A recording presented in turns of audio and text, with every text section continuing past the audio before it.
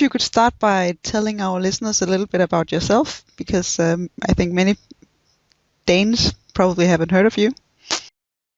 So a little bit about your background. Okay. Well, I'm a person who's a retired mechanical engineer. My most recent job in that regard was working for a company called the Coors Brewing Company, a place that makes beer, and one of their subsidiaries that made photovoltaic panels.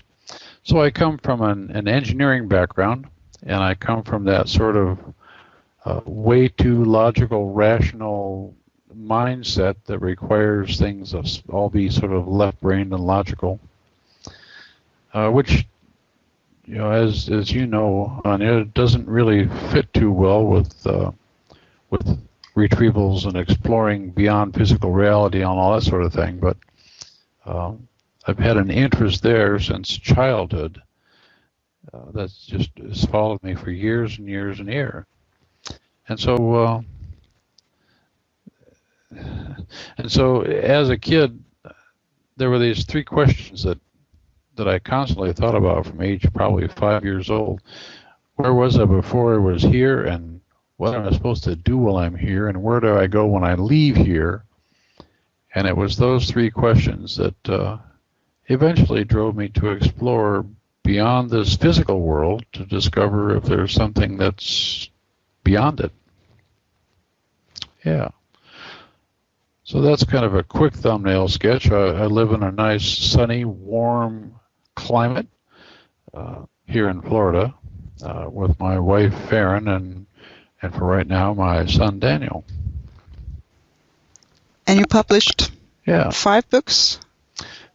Yeah. 5 books, yes. The first 4 are essentially a description of my own early explorations and how I learned to do this stuff in the first place. It follows the beginning of really wanting to know but seriously doubting such a place existed, and really seriously doubting that I would have the ability to discover whether it was real or not.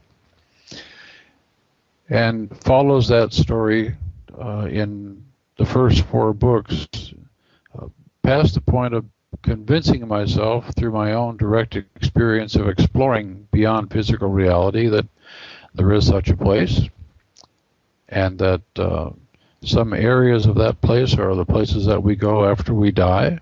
They're also the same place that many of us are before we are born here. And the 5th book is a guidebook. I teach 3 different workshops, and the 5th book is called the Afterlife Knowledge Guidebook, and that one contains everything I've ever taught in my first workshop in a format that makes it easy for people to begin to explore and understand more deeply how to do that. Yeah, is there more you'd like to hear about that? No, I think that's a nice introduction. Okay, good. And I'm sure you'll be able to edit this, so if I ramble on too long, you'll be able to say click. I don't think that'll be necessary. Well, talk to my wife Farron. She'll tell you Bruce cannot tell a short story. I know that. I've been to your workshops.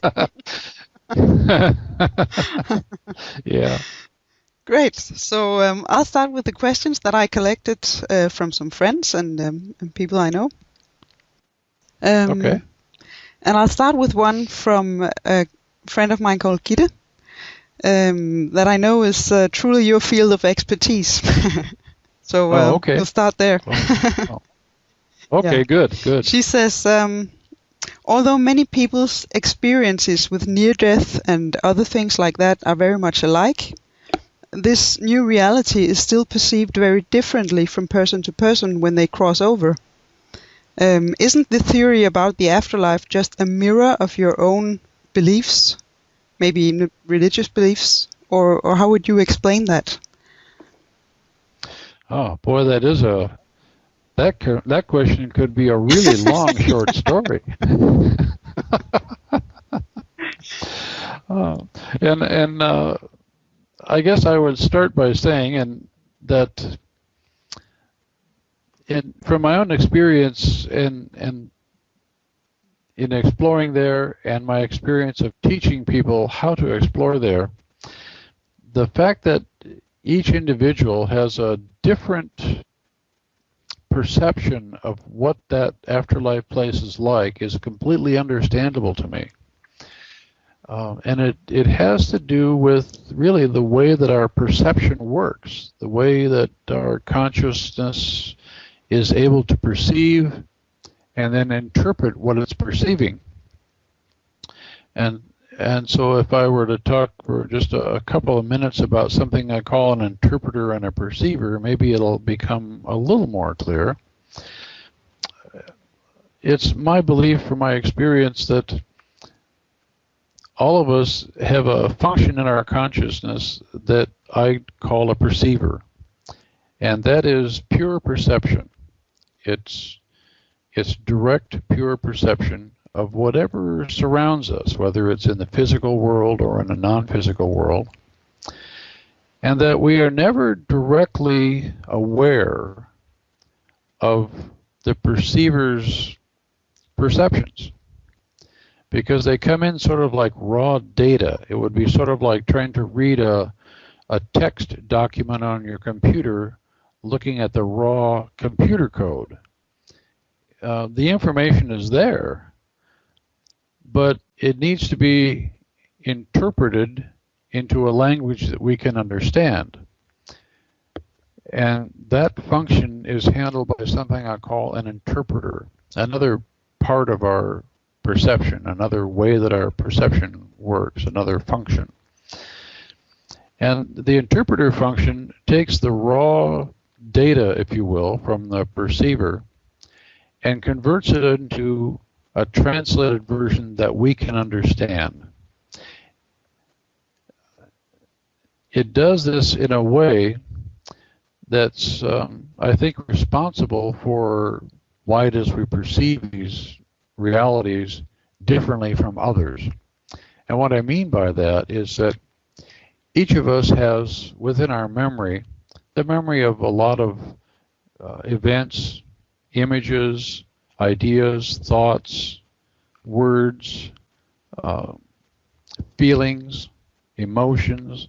Within our memory, we have a lot of information stored. And the way the perceiver and interpreter appear to work is that as the perceiver brings in the raw data, if you will, the interpreter sort of sifts through the files in our hard drive, also known as our memory, at least our non-volatile memory, to use a computer metaphor. And the interpreter is looking for the nearest similar thing to match what the perceiver's brought in. And so, for example, I might be in a non-physical reality in which there's, we'll say for the sake of discussion, a cat. Now, as I begin to allow, or as my perceiver begins to bring in information in, it might bring in a raw piece of data that says furry. It might bring another piece of information that says four-legged. And this is just I'm trying to explain this as just sort of a concept, a way to understand how the interpreter and perceiver work. It might bring in another piece of information that says pointed ears. Now, the interpreter is looking for the nearest similar thing to match those pieces of data. Now, since you and I both know it's a cat, we would expect that we're going to see a cat in our mind's eye, so to speak. But with something like furry, four legs and pointed ears, it could just as well be a dog. Or it could be a variety of rabbit that has 4 ears. And in fact, one of us getting that information directly through our perceiver, in our mind's eye might see a rabbit or a dog. Someone else might see a cat or a mouse. So as the interpreter continues to grab the nearest similar thing, if we sort of keep an open mind and not settle on whether it's a dog, a cat, a rat, or a rabbit, but just allow the perceiver to have some more time to gather information, we might get another piece of information that says long whiskers under the nose. We might begin to get other details that when the interpreter takes everything into account and grabs the nearest similar thing, eventually comes up with cat. Now, all of us probably have memory of seeing at least one cat in our life. And the way I understand the interpreter and perceiver to work is that we may all see a cat, but the interpreter is going to pick the nearest similar thing in your memory or my memory or someone else's memory. And if all of us have seen only one cat in our life, maybe I saw one that was white with brown spots and a big black patch over one eye, and maybe you've only seen one cat in your life that was a little gray kitten, and maybe a third person has only seen one cat in their life, and it was a mountain lion. Each of us, I would see that cat. I would observe that that cat is in non-physical reality, that I'm seeing a cat that looks white with spots and a big black patch over one eye, and you might see the gray kitten, and someone else might see the mountain lion. And we'll all stand there and argue about who's right. I would say, well, it's obviously a white cat with a big black patch over one eye, and you would say, Bruce, you're crazy. It's a kitten. It's a gray kitten. And the other person would say, you people are both nuts. It's a mountain lion. Can't you see that? Well, this concept that the interpreter takes the nearest similar thing that fits all the information so far can cause our perception of the cat to be completely different than another person's. Now, if let's say that all of us have seen 100 cats of many different varieties, that each of us stored in our memory have 100 images of cats, then if the cat that's standing there is actually a calico cat with lots of different colors and patches, all of us have probably seen a calico cat somewhere in those 100 cats. And so each of us might say, oh, it's a cat that's standing here in non-physical reality, and it's a calico cat. So we might then be able to agree that it's a calico cat. It might still be an African tiger in reality, and none of us will ever know because of this interpreter and perceiver. And so for a part of your question, I would say, in my view, it's to be expected that each of us will perceive these areas of consciousness and activity and people there a little differently than someone else. But I remember there was more to your question, just not what the more was. It was, isn't the theory about the afterlife just a mirror of your own religious beliefs? Or your own beliefs? Yeah. Ah, well, there's another nice long short story. Well, entertain us. Yeah. Well, I would, in my view, beliefs play a very large part in our perception.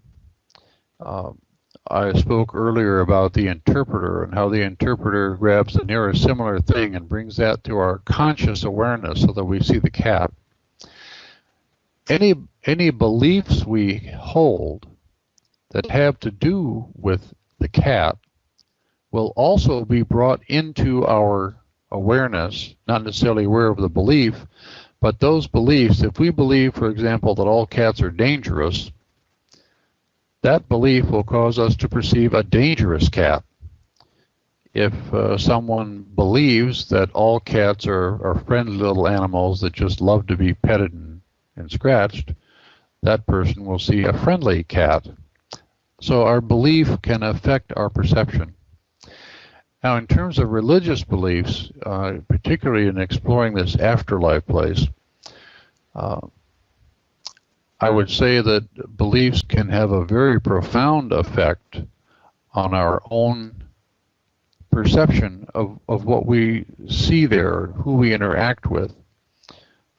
For example, if I'm a person who's raised in a religion that says uh, that area of consciousness, that place you call the afterlife, that's filled with demons, and those demons are there just to try to steal your soul and send you to hell, and that those are the only kinds of people that live there. If that's your firm belief, you might have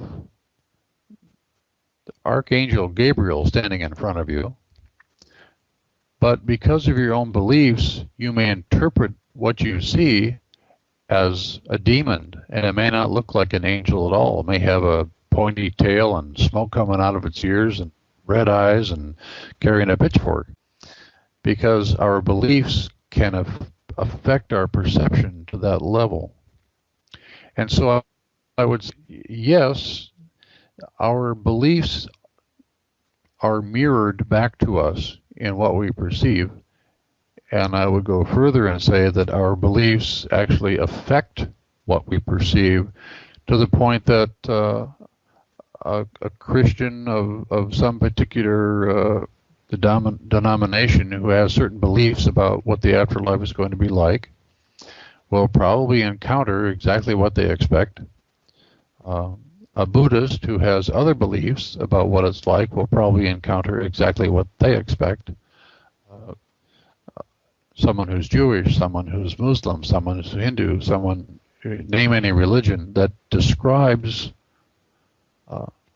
what it's like, and there is the strong possibility that your experience will be colored by that.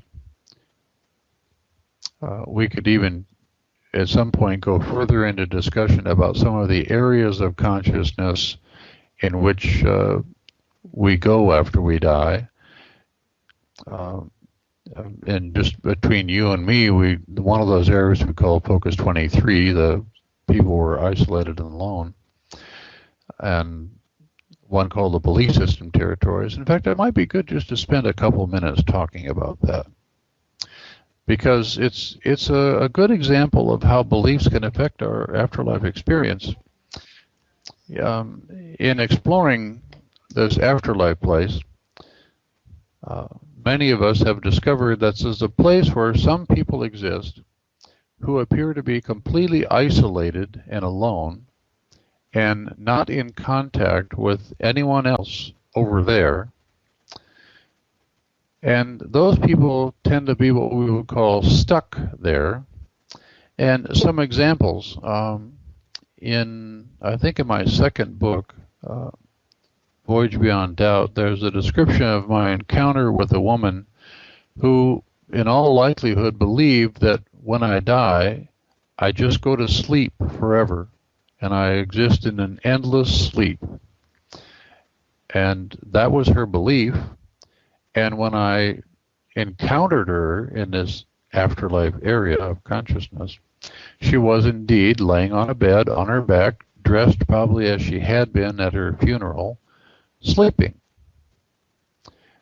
And she was going to remain in that position until someone could convince her that there was more to the afterlife than just sleeping. But her own belief caused her, I would say, to create a reality in which she was alone and sleeping forever. So not just religious beliefs, but our own beliefs about what the afterlife is like can cause us to enter into, essentially we create our own reality before we die. We almost create something like a dream for ourselves after we die. And some of us at death enter into that dream or self-created reality, such as the woman who was sleeping because that's what she believed. Yeah. Now, there's another area of consciousness that Monroe described as the belief system territories, and I and many, many people have explored this area of human consciousness, human afterlife consciousness. And it's an area where people are stuck, but they're not stuck in isolated individual realities. They're stuck within a reality that's created by the beliefs of a group. So just as a way of illustrating what I mean, I was raised as a Lutheran. And as a Lutheran, I was taught what heaven was like. There were lots of descriptions about what I would do there and what it would be like. It wasn't a particular a teaching of the Lutheran Church at the time, but if they had taught that in heaven there were every tree that bore fruit that ever existed on the earth would be in my heaven, and the fruit would always be perfectly ripe and taste wonderful. At death, if I continued to hold these Lutheran beliefs, I might enter into a place we could describe as Lutheran heaven, a place created by all the Lutherans who believe in it. And if all the Lutherans believed in these fruit trees, those fruit trees would actually be there. And you could actually pick the fruit and eat it, and it would seem like a physical experience. Now, as a Lutheran, I was also taught what hell is like. And the descriptions of that place were not very pleasant. Basically, my image of it when I was taught what hell was like was the image of standing sort of waist deep in molten lava for eternity and screaming in pain and wishing somebody would give me a glass of ice water.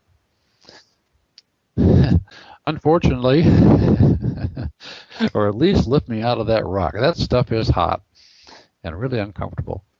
For those Lutherans who believe that they should be punished and spend eternity in hell, not all of them, but some of them may actually enter into a place that is that Lutheran hell. Now, these places are kind of peculiar in that the only people who live in them, who inhabit them, are people who share the set of beliefs that that area is created by. So what that means, in my opinion, is that there's also a Catholic heaven, for example. Catholics have a little different set of beliefs about what heaven is like. And so there's a Catholic heaven and a Catholic hell, and Catholics also have some other areas of afterlife existence. And since their beliefs are a little different, their heavens and hells will mirror back to them their beliefs in the heaven or hell that they believe in. The same for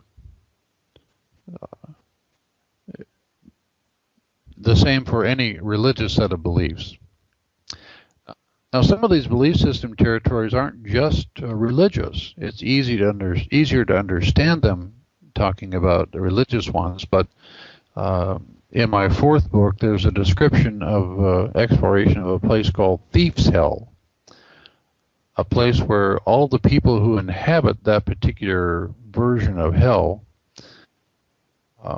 hold a belief system of a thief, not someone who just steals occasionally, but a true thief, someone who is always looking for a way to steal something. And that particular place, a place where people believe in that way of living, that way of existing, was inhabited entirely. Every man, woman, and child in the place was a thief. And all of them lived in a place that to them looked very real and three-dimensional, very much like Earth, except every other person there was a thief, and they spent their time stealing from others and being stolen from. Yeah, so that's a place that mirrors another way that our own beliefs can be mirrored back to us. Yeah. There's another area of consciousness that Monroe called Focus 27, and that one appears to be an area that's one in which people really aren't stuck in any normal sense of the word. They appear to be in free association with everyone else who is there, free to pretty much do whatever they feel they want to do. I mean, I used to own British sports cars. The last one I had was an Austin Healey. The last one I really loved was an Austin Healey 106. For those of you out there who knows what that car is.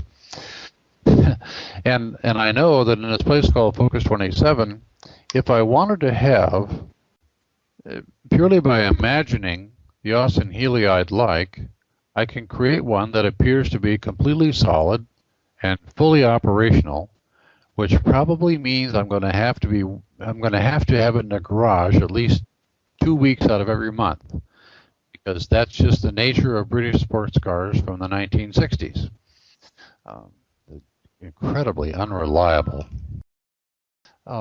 Essentially, Focus 27 is a place where, in my experience, the people who inhabit that place are the people who would never consider trying to force their will or their beliefs on another person. So everyone there is that sort of person.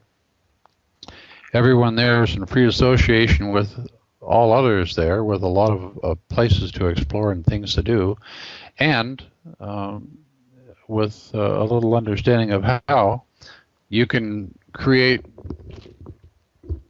any automobile you'd like to drive, if you want to drive one. There's really no need to. There's no need to drive there at all. You just want to be someplace, just think about it, and you're there. I kind of wonder how that's going to be. My own mind here sort of jumps from one place to another as my thoughts drift from one place to another. And so I have this horrible fear that I'm going to be in conversation with somebody and suddenly think about what a great time it was canoeing in the North Woods of Minnesota, and suddenly find myself standing in the North Woods of Minnesota saying, wait a minute, where did John go? I was talking to him just a minute ago.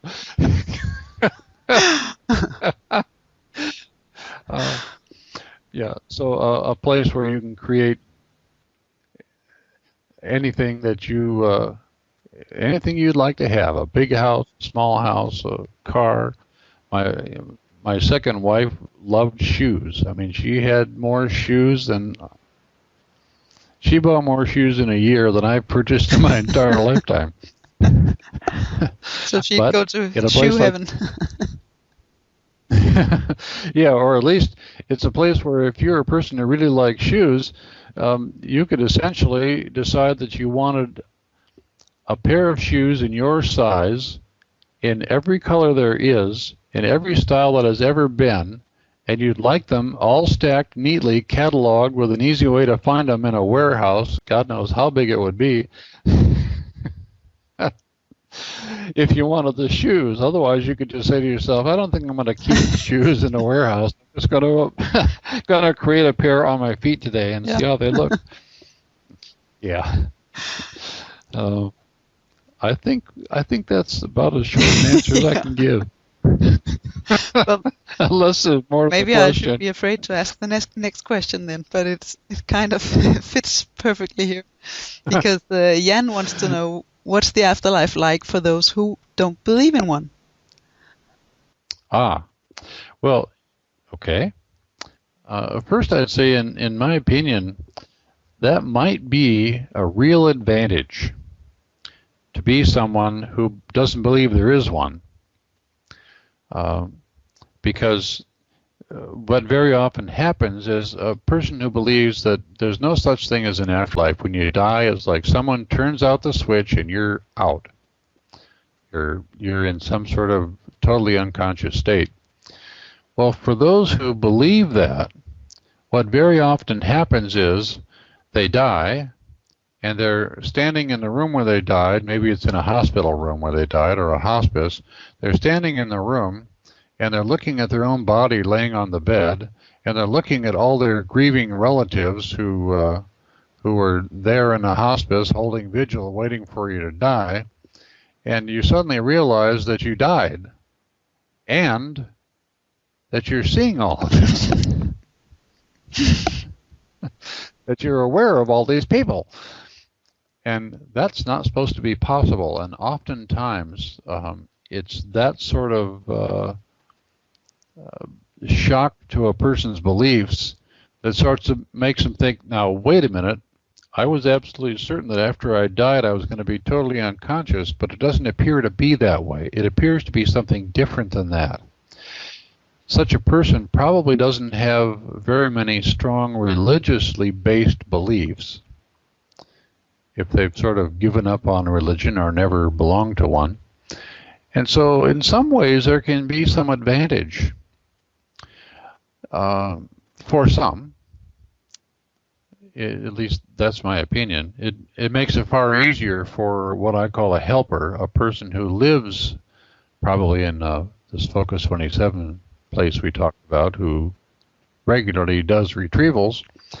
It's maybe easier for such a helper to sort of walk into the scene and be seen by the person who just died and believe there was nothing, and have the helper walk up to them and strike up a conversation with them and describe that, ask them, what's going on and what are you doing, and would you like to go to another place? I can take you to another place if you'd like to check out some other things that maybe you used to not believe in.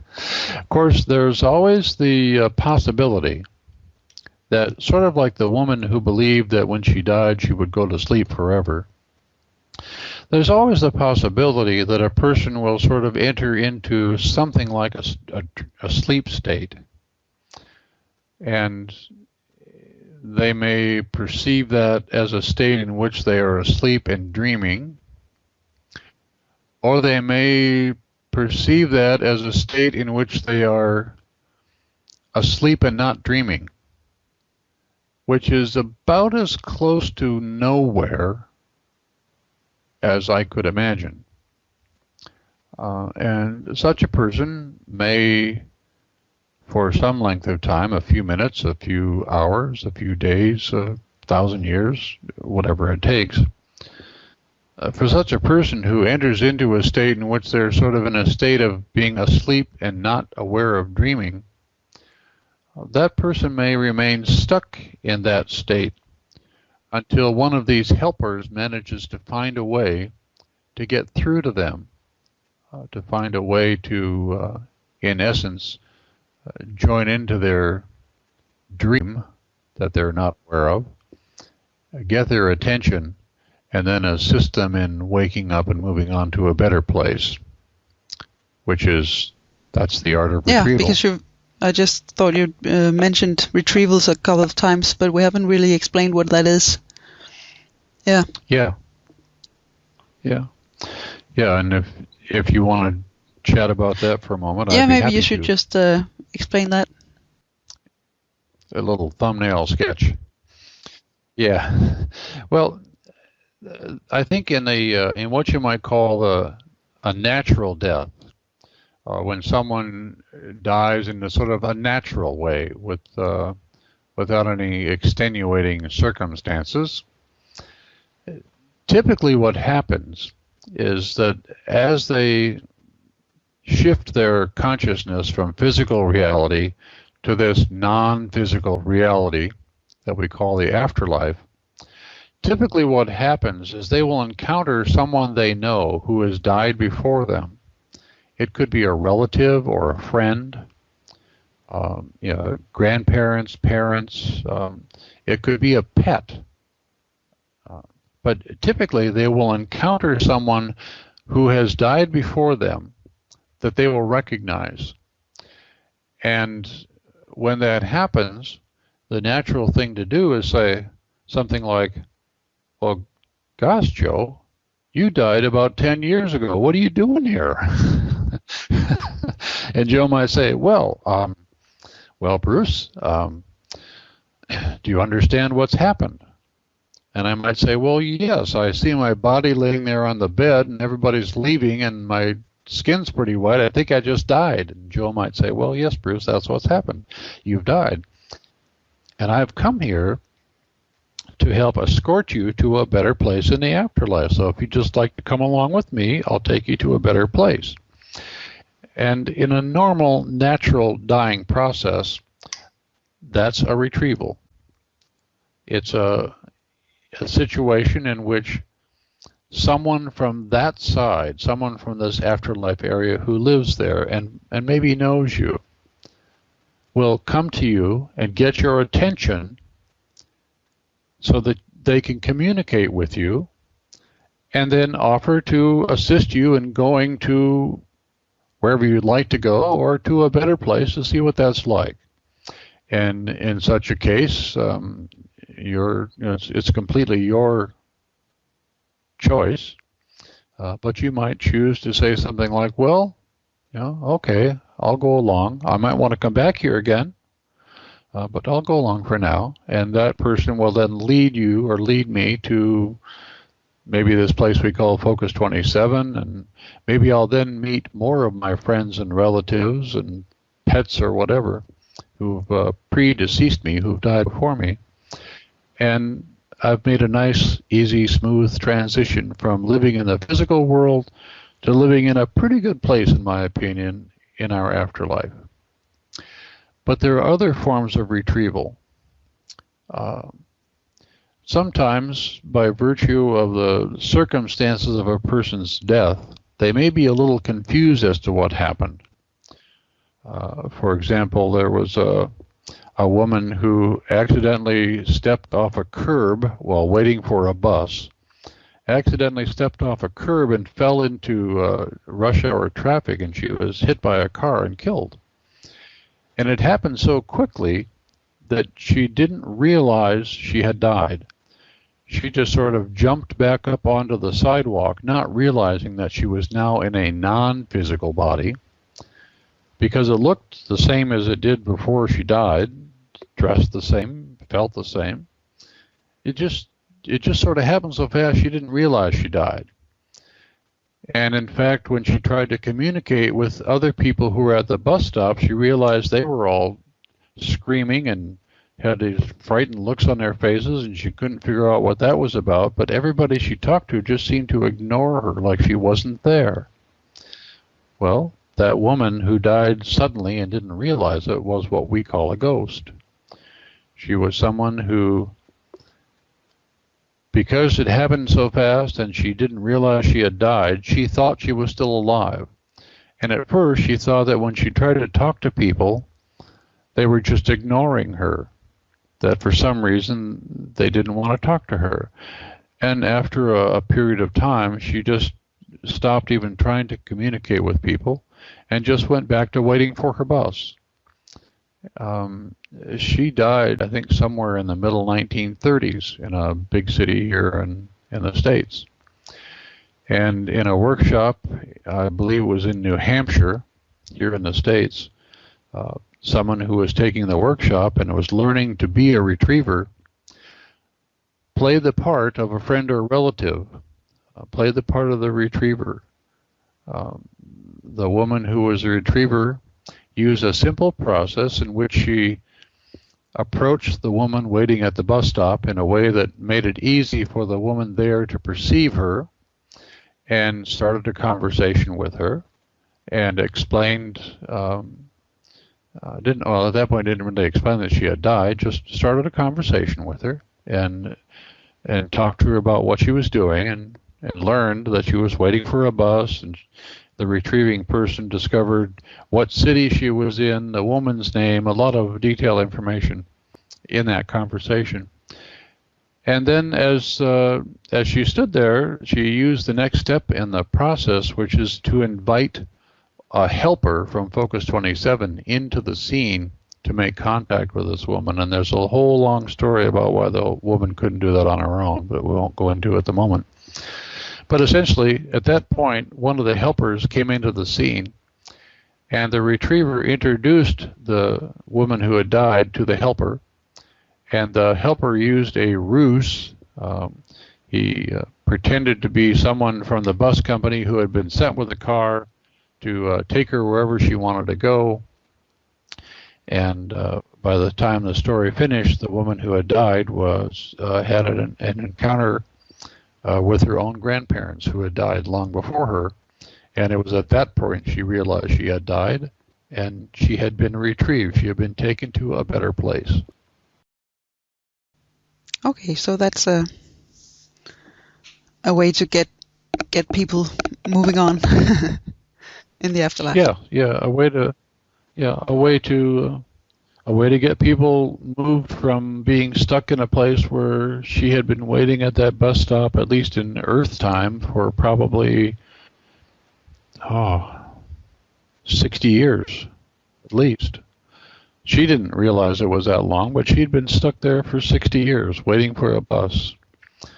And now she had been retrieved, and she was in a place with her grandparents, and she was able to then begin to progress and do whatever comes next. There are lots and lots and lots of situations in which people become stuck. Yeah. And it's one of the things that we learn that you learn in the workshop is a number of techniques that you can use to approach such a person and to make contact with them and join into a conversation with them, and then help them move to a better place with the assistance of a helper. And each time we do that, we learn a little bit more. Sometimes we get information from the deceased person that we can verify. We just had a recent case in a workshop in Japan where in an exercise, a woman encountered a fighter pilot, a Japanese fighter pilot who died late in World War II. And he had been stuck. Since just before the end of World War II. She was able to get his name and the village he was born in, and where he lived and grew up, and the details of information that she had absolutely no other way of knowing, that she later was able to verify using this wonderful modern tool called Google. Where she did a Google search on the man's name and found him and found that all the information she had received was accurate. And he's no longer stuck in a situation in which the last thing he did was he was making a diving attack in his fighter plane on an American ship off the island of Okinawa. And an American fighter pilot evidently got behind him and blew him out of the sky, and he died so quickly that he was just stuck in that. He was stuck at the point just before he died. So he was, in his mind, he was still diving on the American ship making the attack. And he had been doing that since probably early 1945. Good. So retrieval for me is one of the biggest reasons I teach workshops. There are many, certainly not all, I don't know what percentage, but there are many of our fellow human beings who've gotten themselves stuck, and for reasons that you discover by reading my books or talking to me or attending a workshop, they stay stuck, and till one of us is there to provide some assistance. Yeah. It's good work. Good. Okay. So the next question is actually a very specific one, and since I know that you don't usually do readings, perhaps you can answer in a more broad sense. From your experience. Sure. The question is from Björn, who asks, will I have another go with my son who died 19 months ago? Or will they have another time together? Yes. Hang on a second.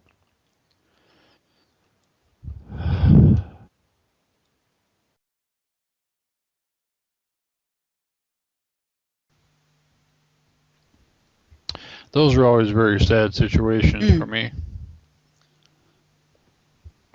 The first thing I would say is dreams are the most common form of real contact between those of us living in physical reality and those of us who are living in non-physical reality, or those like his son who have died. That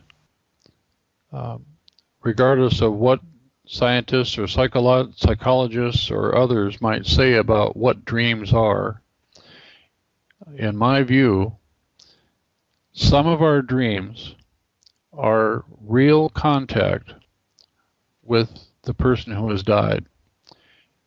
And so starting out by saying that, one of the things I would say is, if you've had any dreams about your son since he died, particularly if those dreams seem to be a little more vivid than usual, or a little more intense than usual, or a little more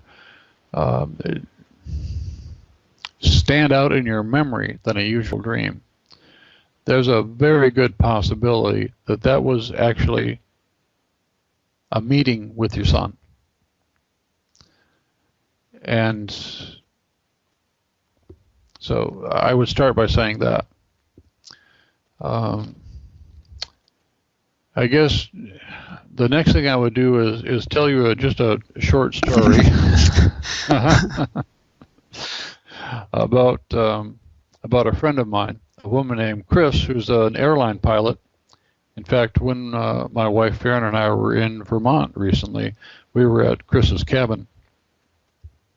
Chris's son, who was, I think, 13 when he died a very sudden, unexpected death. And of course, like any parent, Chrissa was beyond distraught. Well, that's the only way to say it, beyond distraught. And she went to a lot of psychics and a lot of mediums, trying to make contact with her son to find out where he was and what was happening with him and if he was okay. And for all I know, some of those psychics or mediums might have actually made contact and might have actually been able to give some information about the son's situation. But because it was not an experience that Chrissa had of her own, there was always room for doubt. There was always room for her to say, well, yeah, this medium correctly said that Kevin had short curly hair and whatever other details, but it could have been a lucky guess, it could have been this, it could have been that. So while she went to psychics and mediums as a way to get some relief from being just beyond distraught, she began to look for a way to make contact more directly on her own. And I don't recall even how it was that she found out that I was giving a workshop in Salt Lake City, Utah. Chrissa lives in Phoenix, Arizona, and for those of you who don't know much about the geography over here, it's probably at least an hour plane ride straight north from Phoenix, Arizona to Salt Lake City, so it was a long trip.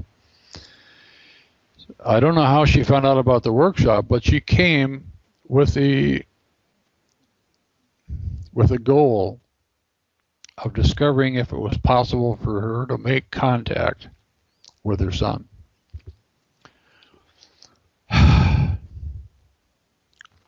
This is an emotional discussion. I can hear that. Still, by the end of the workshop, she had enough evidence from her own experience that it was possible to communicate with Kevin. That when she went home, she continued to practice what she learned in the workshop. And in a relatively short time, less than a month, was having regular contact and conversations with her son. Now, that's been quite a few years ago. To this day, she still regularly communicates with her son, but it's on a completely different level. Because once she was able to communicate with him through her own experience, that took away the ability to doubt that the experience was real, because it was her own experience. And some of the things that her son Kevin told her and some of the things that he did were things that might fall into the classification of Chrissa would have had no way of knowing the information that Kevin gave her except by communicating with him after he died. And that sort of thing happened often enough for Chrissa within her own experience that she convinced herself, she became convinced that the only way this is possible is that this is real. I'm really in communication with Kevin. A great relief to her. And it's been, like I say, a number of years. But as time progressed from her first contacts and her first communications, it became sort of like having a son who moved to a distant city. She could communicate with him over the telephone, metaphorically, but she wasn't able to fly there and visit with him. But she could communicate with him. She could talk with him, and she could understand what he was saying back. Sometimes she would have, I hate to use the word visions because that carries so much baggage. But there were times in her experience when she was fully conscious. As you know, in the workshop, we do these exercises sitting in a chair, fully conscious. So there were times that she was fully conscious and seeing in her mind's eye Kevin, her son, seeing what he was doing, seeing who was there with him, because he brought other deceased relatives sometimes with her, as I recall, to visit with Chrissa. I think if memory serves me correct, her grandfather was one of those. And over a period of time, it became a sort of continuing relationship with her son. Now, it's certainly not something that I can promise is going to happen for everybody as a result of a workshop. But I want this man to know that that sort of thing is possible, and that the biggest barrier to that sort of thing is our own doubts, our own disbeliefs that cause us to say things like, well, it just feels like I'm making this up. It feels like this is probably just some self-deception. Those kinds of thoughts and feelings are probably the biggest barrier to being able to learn how to communicate more directly. So, at least in dreams, such contact is possible today. It may have even been occurring in the 19 months since his son died. If this fellow is capable of what's called lucid dreaming, which means some people have the experience of sort of waking up in a dream, realizing that their body's asleep in the bed, but they are somehow awake in a dream. That's called a lucid dream. And in a lucid dream, we can make some choices about where we go and what we do. And so it's quite possible that in a lucid dream, I could decide that I wanted to visit with my mother, who died back in the late 1990s, and sort of mentally intend to visit with my mother and in that lucid dream have my mother show up and have it really be her. So lucid dreaming is a way that can be done in a dream form. And the form of retrieval that I teach is a way to develop the abilities that can allow that to be a more conscious experience, like that of my friend Krista.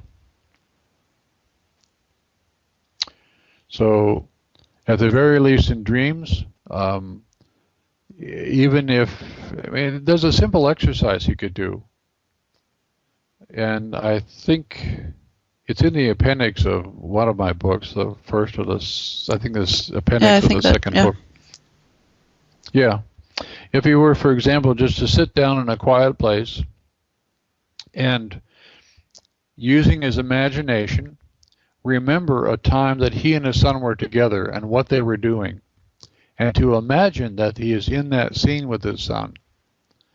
It's a way of beginning a contact with his son, and be completely open to allowing yourself just to let your imagination run wild. It doesn't matter whether you're making it up or not.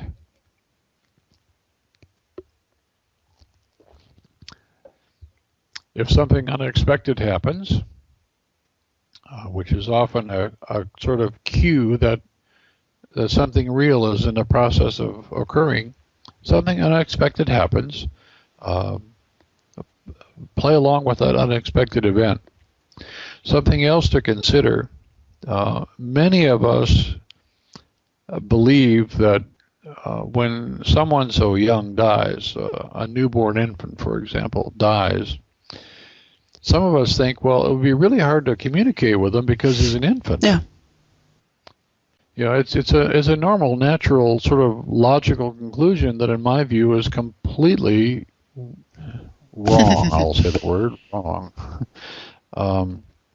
In my view, before we're born into this little baby body, you can consider that we are a full-size, fully capable adult being, and that the process of being born is sort of the process of being crammed down into a little baby body that is totally unfamiliar. I mean, it's your own hand moving around in front of you probably looks like a UFO for all I know.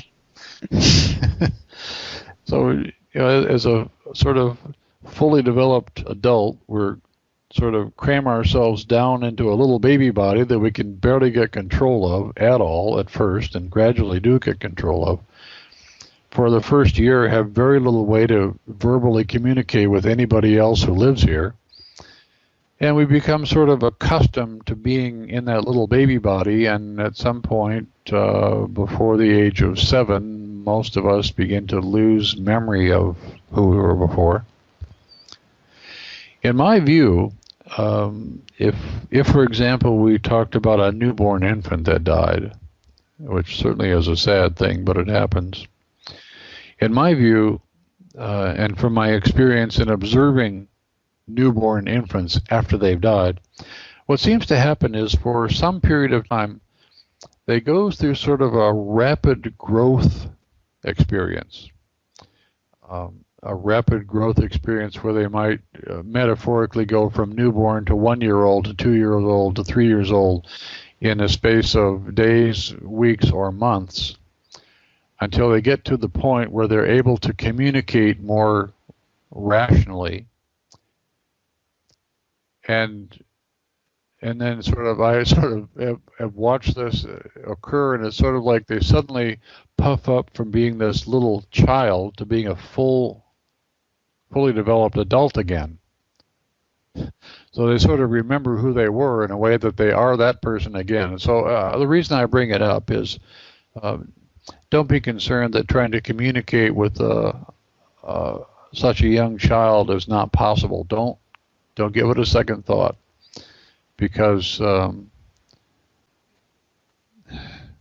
that what we see as a newborn child was most likely a fully developed adult conscious being, And after death as a very little baby, we make progress either extremely rapidly or a little more slowly back to that state. Also be aware that a woman whose late teenage son suicided, she had a very difficult time making contact with him after the workshop.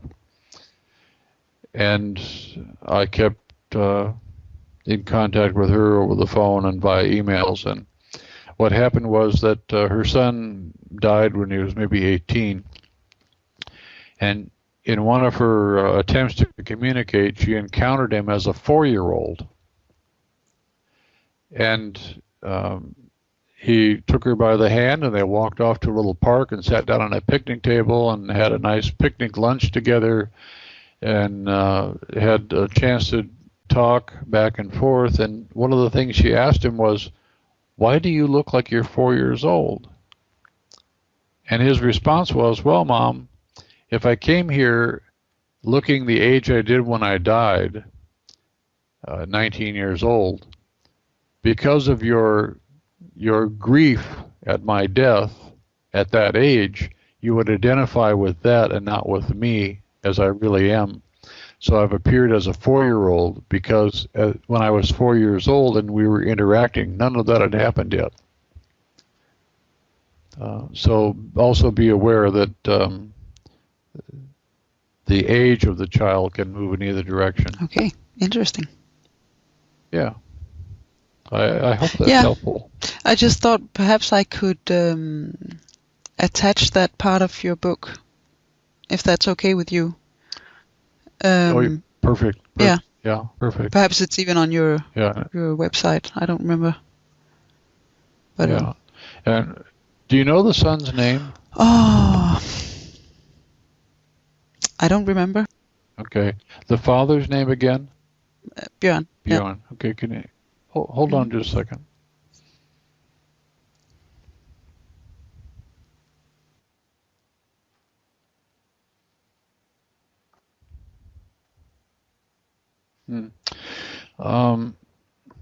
One of the things I might suggest, when I talked about imagine that he might, in a quiet place, imagine a time when he and his son were together, I would suggest that if there was a time when he was holding his son, to my perception, it would have been sort of holding him with both arms, and the son is sort of has his head up on Dad's shoulders with his feet and his body pointing straight down. So he's just kind of holding his son, maybe even sitting in a chair. I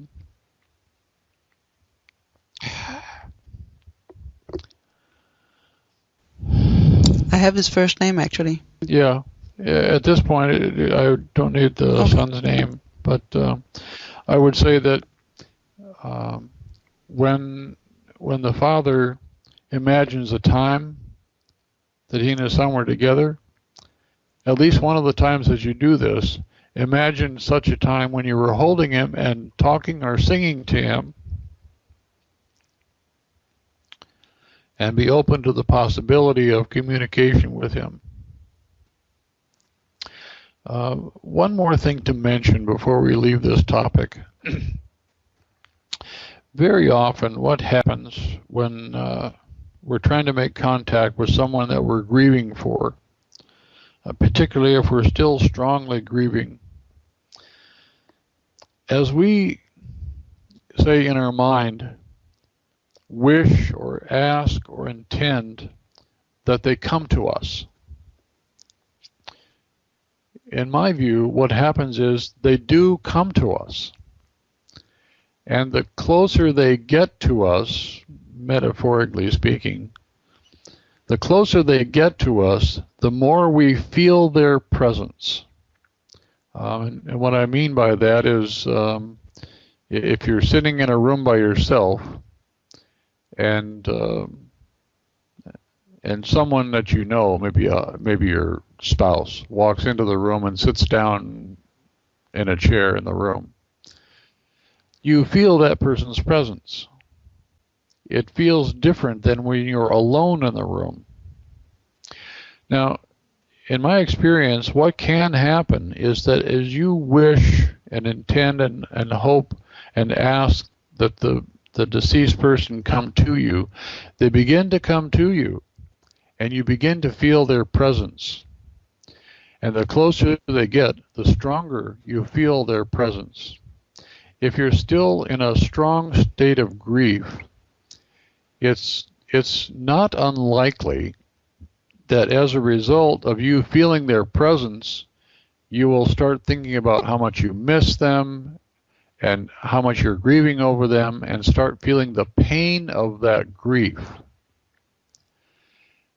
And try to push that pain away, because that sort of grieving pain is very uncomfortable.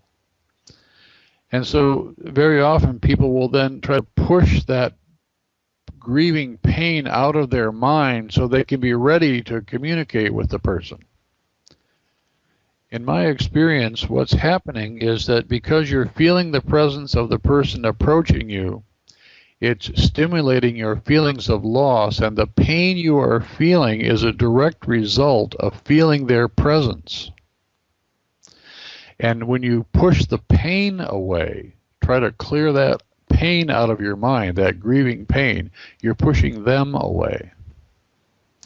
And so you then go back to trying to make contact with them or asking them to come, and the same thing might happen. You start feeling those feelings of grief and the pain of it all, and you try to push that pain out of your mind. Again, you're pushing them away. And you would say after the experience, no, they didn't come.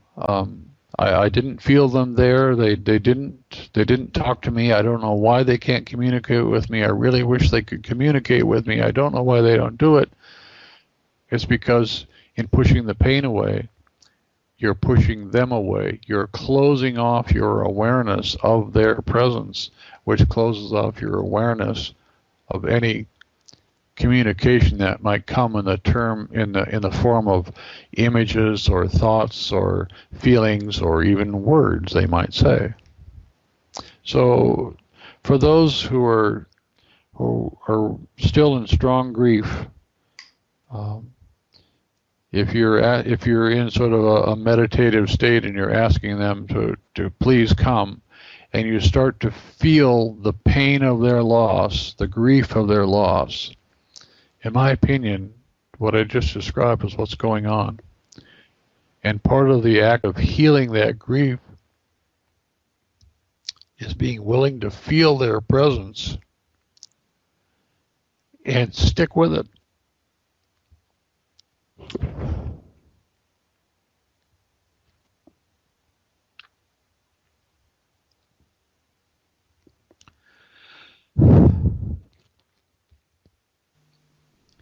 That's a song.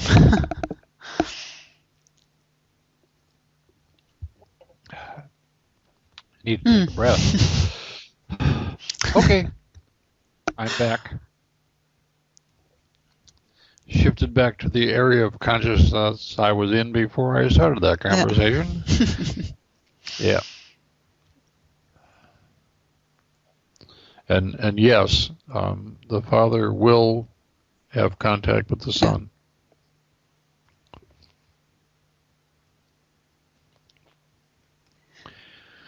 Good. Yeah, perhaps good. That's it. Yep. Or yeah. Well, then for those who are never able to allow themselves to sort of work through the pain of the meeting or the grief of it and heal that, some people, it may turn out that one of the people who comes to meet you when you die will be one of those people you were trying to make contact with.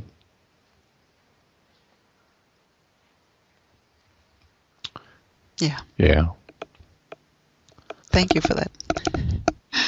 Sure. I can assure you that the rest of the questions are not so emotional. Yeah. Well, I don't mind feeling No, I know. emotion. It just sometimes makes it Yeah. hard to talk. That's true. Should we move on to the next question? Yeah. Yes. That's a quite different one, actually. Perhaps not very Okay. afterlife related, but it might be. So Okay. we'll try it. It's a question from Peter, who wrote to me that recently he saw a headline of an interview with some actress who said, "I'm keeping the dark away," or keeping the dark side away. And that made him think, aren't you much more a much more whole human being if you embrace both sides of yourself? In Peter's opinion, you're a much better person if you can and will handle both sides, because there's no dark without light, and both sides are needed for a whole and unique person. And he'd like to know your views on that. Well, I completely agree with him. And my own experience of that is also related in, I think, the third book. But my own experience of that is that all of us have parts of ourselves that we're not too proud of. We all have parts of ourselves that we might hide from others because we're concerned about what other people might think if they know that I have these kinds of feelings or thoughts, or I'm this kind of person or that kind of person. And when we do that, when we hide those parts of ourselves from other people, it's, in my view, from my experience of having gone through that, what we're really doing is denying that those parts of ourselves are real, denying that they have a right to exist, denying that they have any useful role to play in our lives. And these are parts of ourselves that we may actually lose touch with to the point that we're not even conscious that we are that person. A silly example. There are some times, at least in my past, it never happens now. There are some times that I would say that things that happen around me can cause me to be in a murderous rage. Some years ago, I was in that state of mind when a psychologist, well, it's a long story, but suffice it to say that I had a strong disagreement with a psychologist as to how my 7-year-old son should be treated and with what kinds of drugs, and if I could have reached through the telephone and got him by the throat, I would still be in prison. So there is this part of Bruce that I would say is someone who is in a murderous rage. And it's a part of myself that I certainly didn't want to expose people to, partly because I thought I was really a dark side of myself. It was a part of myself that should never be allowed to see the light of day. And so I never would even talk about such a thing with someone. And if I began to have those feelings, I would do everything I could do to talk myself out of having those feelings. But I completely agree with the person who asked the question. It made me a less whole human being, because there are particular situations where being someone who is in a murderous rage would be entirely appropriate to the situation. I mean, for example, I'm walking down the street at night and with my wife, and someone walks up with a knife and says, "Give me your purse and give me your wallet," and stabs my wife. I think it's completely and totally appropriate that I be in a murderous rage and kill the mofo. So maybe it's an extreme, silly example, but yeah, but it's a useful side in that situation. In a particular situation, under certain circumstances, it's a useful side. Now, one of the dangers, in my view, of trying to separate those parts of myself and deny their existence is that I may actually create what I call an aspect of myself. I may sort of spin off a kind of small version of Bruce, or a narrower personality version of Bruce that is just a being that's always in a murderous rage. And I may actually manage to spin off that fragment or aspect of myself to the point that I'm no longer ever consciously aware that I have that trait or that is a part of me. It certainly doesn't have to be as dramatic as a murderous rage. It could be anything. It could be any part of myself that I don't want to know about. If I manage to spin that part of myself off, separate myself from that fragment of myself, or what I call an aspect of myself, thoroughly enough, what may actually happen is that when I physically die,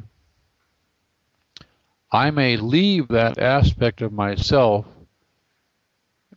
within an area of consciousness very close to physical reality. And that aspect of myself will appear to be a separate being who is just a person in a murderous rage. Now, if I have died and left that part of myself here, separated myself from that aspect of myself, when I die, I may leave that part of myself here, and now someone who understands the art of retrieval, someone who's been trained or learned how to do retrieval, in a retrieval exercise may come across that part of me, maybe, think that it's a whole human being when it's really just a fragment of a human being, and use what they've learned to retrieve that fragment of me, so that that fragment of me can, in essence, rejoin me as a more whole being in whatever afterlife area of consciousness I presently exist. And I become a more whole being. I'm less fragmented. Now, throughout our lives, I certainly had quite a number of parts of myself that for a long time I had separated myself from so successfully that if I had died, I'd have left them here as aspects. And if nobody else could retrieve them, I'm half convinced that one of the reasons some of us reincarnate is to come back into physical reality so that we can retrieve those aspects of ourselves back into ourselves before we die, so that when we do, we take more of ourselves with us and we are a more whole, integrated being. Like I say, I'm at least half convinced that part of the reason for reincarnation is to retrieve these aspects of self. And in fact, the third workshop that I teach is a workshop in which people learn to retrieve aspects of self from our present lifetime and also from past lifetimes. And in my experience, as I began to, it's really all about self-acceptance. It's all about self-love. If you can't love every part of yourself and accept every part of yourself as worthy to exist, in my view, you're in trouble. You are not a whole integrated being. and there are parts of you that you've left scattered here and there, and at some point, in order to be a more whole human being, you're going to have to retrieve those aspects of yourself.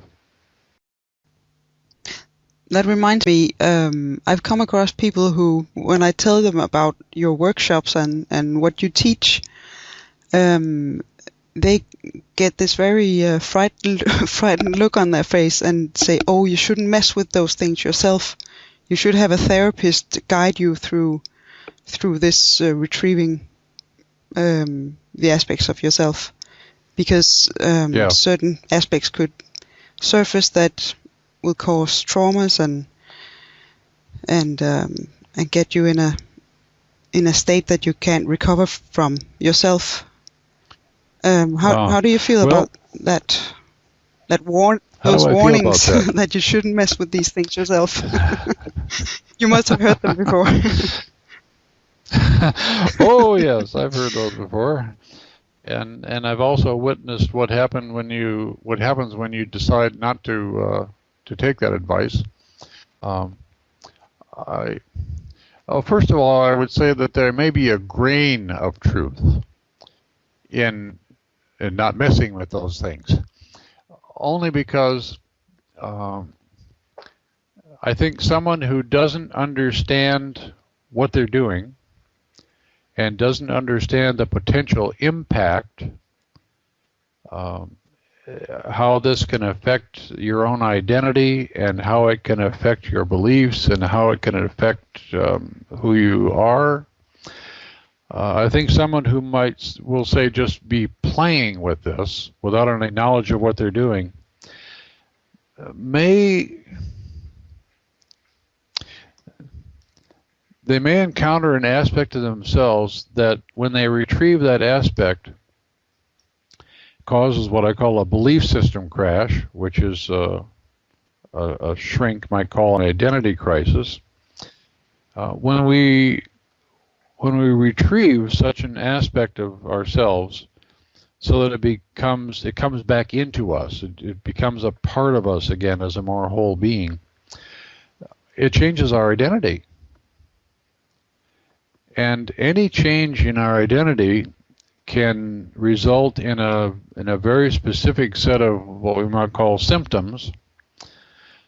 And if you looked at an identity crisis, you'd see the same set of symptoms. Feelings of disorientation, depression, disassociation, feelings like you might die soon. There's a whole list of feelings you can go through as a result of retrieving such an aspect of yourself. And for the person who undertakes retrieving aspects of self, I think it's very important that they understand really what they're doing and the likely impact, how to recover from that impact, and what it means to do this.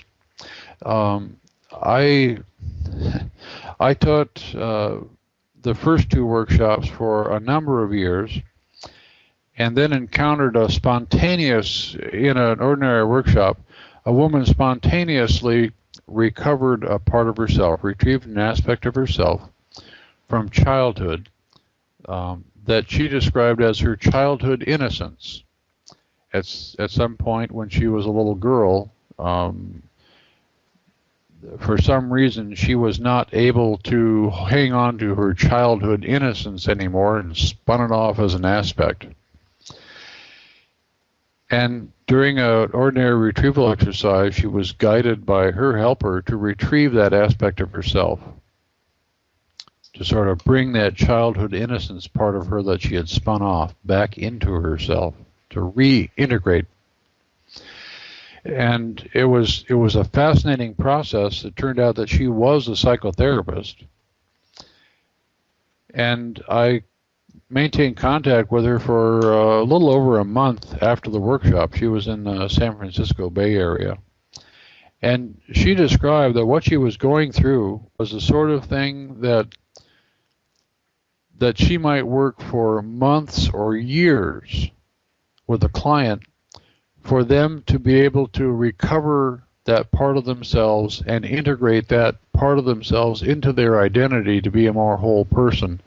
And that for her, this thing happened in a space of the initial recovery in a space of minutes. And by the end of about 30 days, she felt she had fully integrated that back into herself. So I would say that with proper training, this is something that can be done. Now, when that spontaneous one happened, I thought, well, that seemed to really be a good thing to do. I think I'm going to develop an exercise, and in the next workshops that I give, I'm going to do a retrieving an aspect of self exercise to encourage people to have this experience. And the result was so dramatic that I stopped teaching that and didn't teach it again for probably 8 years. Because in the one workshop that I taught the exercise, 3 people retrieved aspects of themselves, and the change in their identity was so strong that it completely disrupted their ability to function. And in one woman's case, she got home from the workshop and she literally sat in a chair doing nothing because she couldn't get out of the chair for like 2 days. That scared me. But as I followed along with her, again by phone and by email over a period of a couple of weeks, what I saw was that she began to integrate this part of herself. It turned out that when she was a very little girl, maybe somewhere between the ages of 2 and 4, she evidently has some rather strong psychic abilities. And she began to tell her parents and her siblings and her relatives about future events that were going to happen that then did indeed happen, which would have been fine, except that the religion of her family was a religion that believed that this sort of activity was the work of the devil. And so every time she did anything like that, she was severely punished and told not to do this anymore.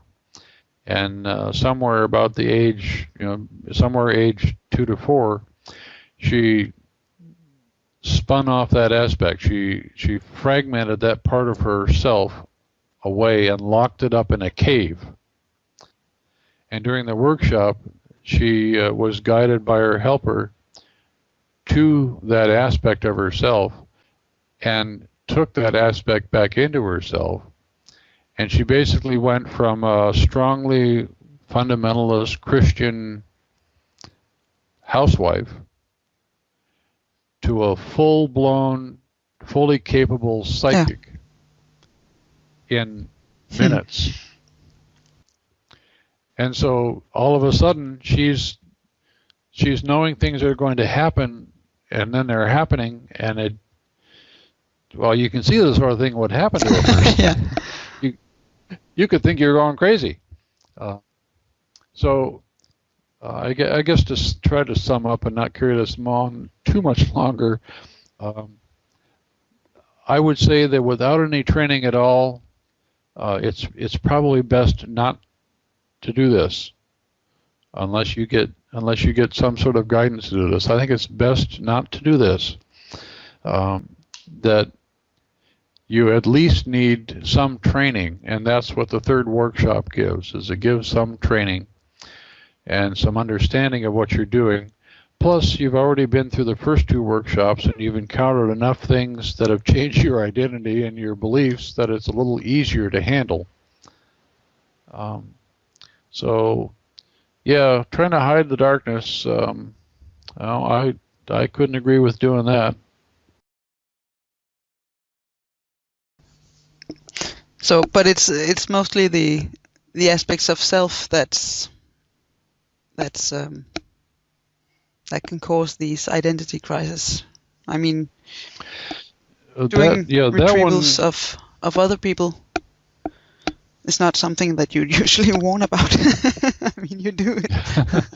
Yeah, well, and there are times when it, I trust helpers. I mean, you might call them angels, you might call them guides or spirit guides. I use a generic term, helper.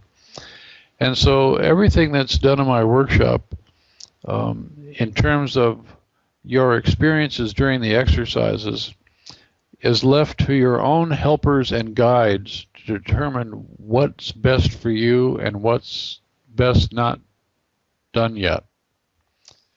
And so, yeah, there are some people who in a first workshop may encounter something that conflicts with their beliefs.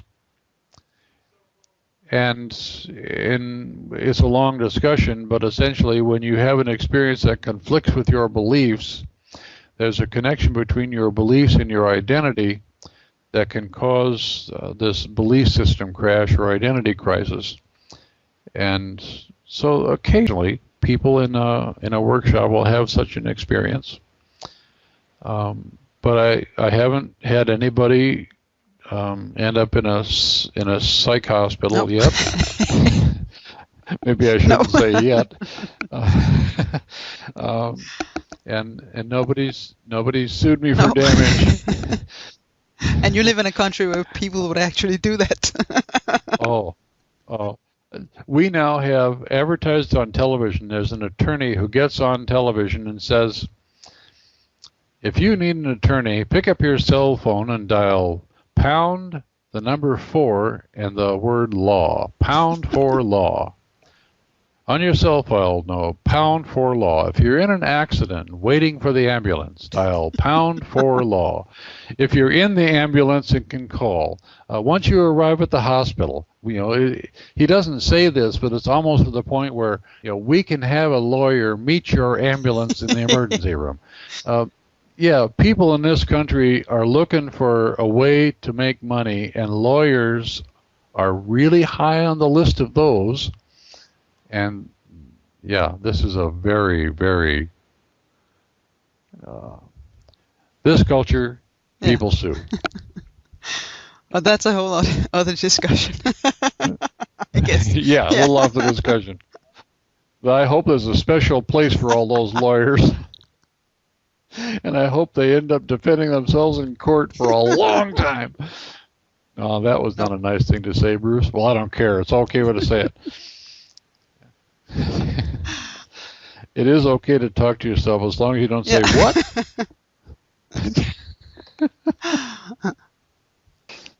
One other question from Jan, who asks, what is energy? Oh, what is energy? That's a very big question. Oh, that's a really good question, because I can't think of anything that is not energy. My college education started out as in physics, because I was really curious about what makes things tick, and I thought it was the physicists who would understand that. And so I know from that and other things that if you take one of the smallest atoms of matter, which is hydrogen, and if the center of that atom was about the size of a soccer ball, the one electron orbiting it is probably about 20 miles away. So it's really not much in there that's truly mass or matter. And in fact, what physicists will tell you is it seems to be that the thing we call the nucleus, the soccer ball part, and the thing we call the electron are just some particular energy at some particular vibrational state. But I suspect that's not really what his question is. What is energy? Your guess is as good as mine. Yeah, and like I say, the first thing I would say is I can't think of anything that is not energy. Energy is kind of there isn't really a word, I suppose, for the kind of energy I think he's thinking about. But if I were going to come up with one that's similar, I would say consciousness. That energy and consciousness are probably, in the context of metaphysical things, are probably two words that mean the same thing. And that I would differentiate between, well, that's a long word. Anyway, I would differentiate between a state that you might call raw, unorganized consciousness, which is probably could be thought of as sort of a raw, chaotic state of energy, and that consciousness has a way of sort of transforming that raw, unorganized consciousness into something organized. And that organized thing could be a thought, or it could be an impression, or it could be an image, or it could be something that appears to be solid, like the room I'm sitting in right now, and the computer monitor I'm looking at appear to be solid. Those seem to be some sort of more organized energy or more organized consciousness. But yeah, what is energy? How would you answer a question like that? I could perhaps add a question of my own. Sure. Because I came to think of healing when healers work with energy. I mean, they use that word in a different sense, perhaps. I mean, the kind of energy you can give to somebody or move around somehow, non-physical energy. Yeah, my wife is a Reiki master, and if you talk to her about what is energy in the context of Reiki, yeah, she would say, well, it's something that the practice of Reiki is a way of learning how to allow whatever that something is to come through the Reiki practitioner and be transferred into the person that needs that energy, whatever that is, and that a Reiki practitioner essentially just intends for that specific energy to go wherever it needs to go. And in Reiki, there are symbols used. Since I'm not a Reiki master or even a Reiki novice, I don't know what those symbols are. But I know that Reiki people imagine a specific symbol, and as I understand it, that symbol represents a particular kind of energy. And so the imagining or remembering the symbol is a way of sort of connecting to that kind of energy. I just recently finished rereading a book that came out back in, I think 1994, if not before, called The Celestine Prophecy. And it's a book a lot of people have read. And I think it gives one of the most coherent explanations of energy and how it's used, how it's gathered, what it's used for, and a number of ways to use it, that I might suggest that if the person who asked the question hasn't ever read the Celestine Prophecy, it would be a good read. Okay, I might just add that the Danish title is Den 9. Indsigt, for those who don't know what the English title is. Yeah. In the workshop, there are a couple of exercises in which we learn to gather energy from above and energy from below. And we talk about gathering the energy of love, and we talk about projecting energy. Yeah. I guess I'm not a really good source of a really good answer for the question, what is energy? Nope. Nope. Or maybe you are. Okay. Maybe it can't be answered. Yeah. Maybe more will come later. Yeah. I just remembered something, and I don't know if you want to tell that, but you told a very interesting story to me during the workshop regarding the Reiki energy and the Reiki symbols. You said you did a little experiment with Farron and some kind of machine you had. Yes, yes. That is kind of an interesting story. Yeah. Is that it was really suitable for an... Really an interesting event. Yeah. I'm working on an electronic device that's intended to become a sort of communication link between the non-physical world and the physical world. Mm-hmm. And a number of years ago, I had a prototype of that device running. And a professor from a university in Texas contacted me and said he would like to come up and take a look at what I was doing. And we had already learned that that the device could detect something. And so we hooked him up to it and described to him how to sort of just get into a relaxed state, and we would see whatever would happen.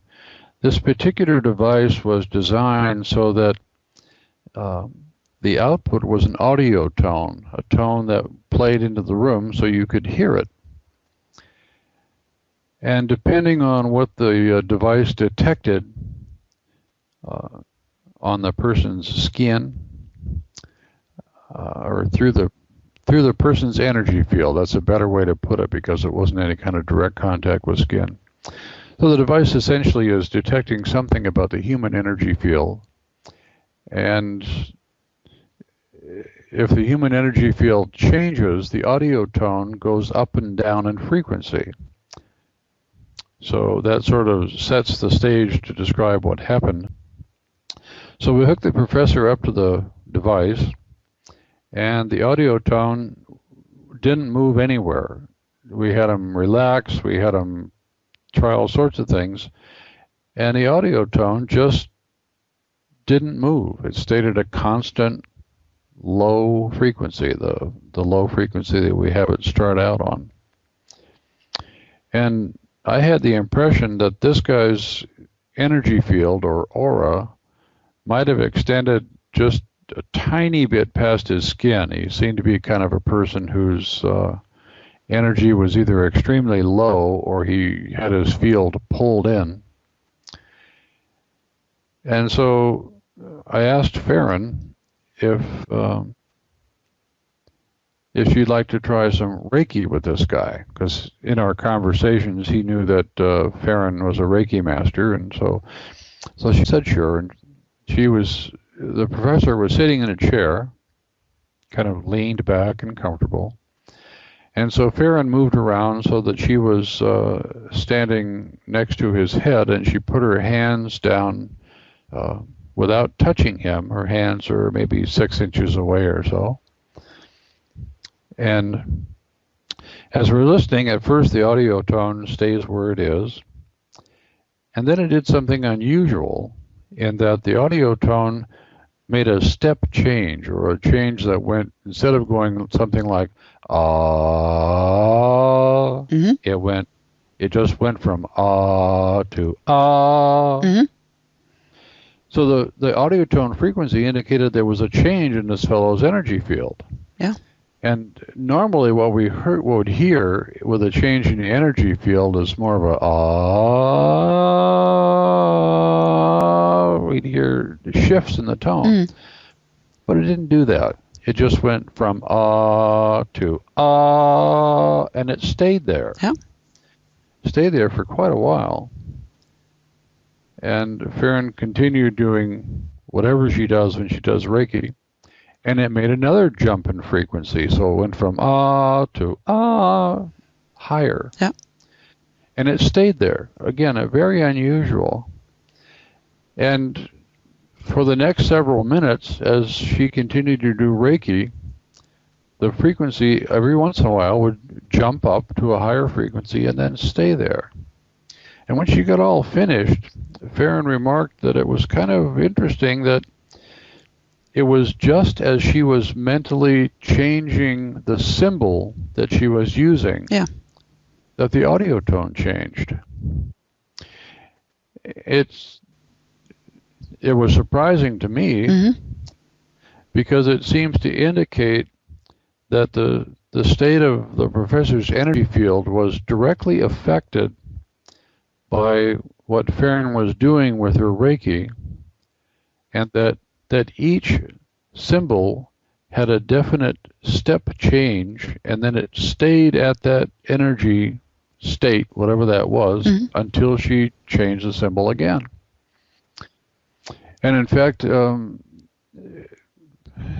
after that experience, I thought, maybe we should look at building some sort of electronic device that uses the principles that we've just incorporated into this prototype, and use it as a way that Reiki trainers could teach other people how to do Reiki. Yeah. Because one of the things that Farron always talked about as she was learning Reiki was, I really don't know if what I'm doing is having any effect. Because normally when you begin to learn Reiki, you're just standing there, maybe with your eyes closed, and you're imagining a symbol, and you don't get any feedback unless the person that you're giving Reiki energy to comments that there's some change. So for some time I thought, that'd be a great Reiki training tool, because you'd be able to actually be doing Reiki and change a symbol, and the tone frequency would change. It would give you some feedback, and that feedback is a way of telling you, I'm doing something. Yeah, that would be great. Yeah, because there's a certain level of confidence that seems to be required in doing anything, and I think a person makes a lot more progress in learning how to do Reiki when they have some feedback. And just as an aside, if there's someone interested in learning more about how such a device might work, who might be interested in doing something with it, contact me. There was one other event that was somewhat similar, and I'm not sure I've told you this story before, but for those in the audience who are familiar with the Monroe Institute, you're probably familiar with hemi-sync and the various focus levels that are taught in the very first Monroe Institute program. Focus 10, which is mind awake, body asleep, and Focus 12 and 15 and 21 and so forth. An earlier prototype of this communication device was working on it in Virginia, and I had some friends stop by the lab where we were working, and my wife Farron was there at the time too. And a fellow named Jim said he wanted to try it out, and so we brought him into the room with it and got him hooked up to it. And the three of us, myself and my wife Farron and Jim's wife Jenna, remained in the room, and we just sat on the floor and relaxed and intended to send energy to Jim. There wasn't any Reiki involved or anything, just intended to send energy to Jim. And the device was similar in that it put out an audio tone. And as we all sat there, we not again because this was the first time it happened, but what we heard was the same thing that I heard when Farron did Reiki. Jim was sitting there connected to the device and had his eyes closed and evidently was relaxed. The audio tone started out low, and then again it jumped to another frequency. So it went ah to ah and stayed there. And it did that, I think, in 7 steps. Each of those steps were held for maybe a minute. And then it came back down with the same step intervals over a period of several minutes back to the original tone. And that was the first time we'd ever heard anything like that happen that was not associated with Reiki. And when I asked Jim if he was doing something during that little session, he said, well, yes. He said, I've always wondered if those focus levels that Monroe talks about are real or not. Are those things real, or are they just something we're pretending? So he said, what I did was, after I got myself a little relaxed, I went to focus 10 and I heard the tone change. Then I went to focus 12 and heard the tone change again. And he did that all the way to the area of consciousness that Monroe calls focus 27, which you heard about earlier in our discussion here.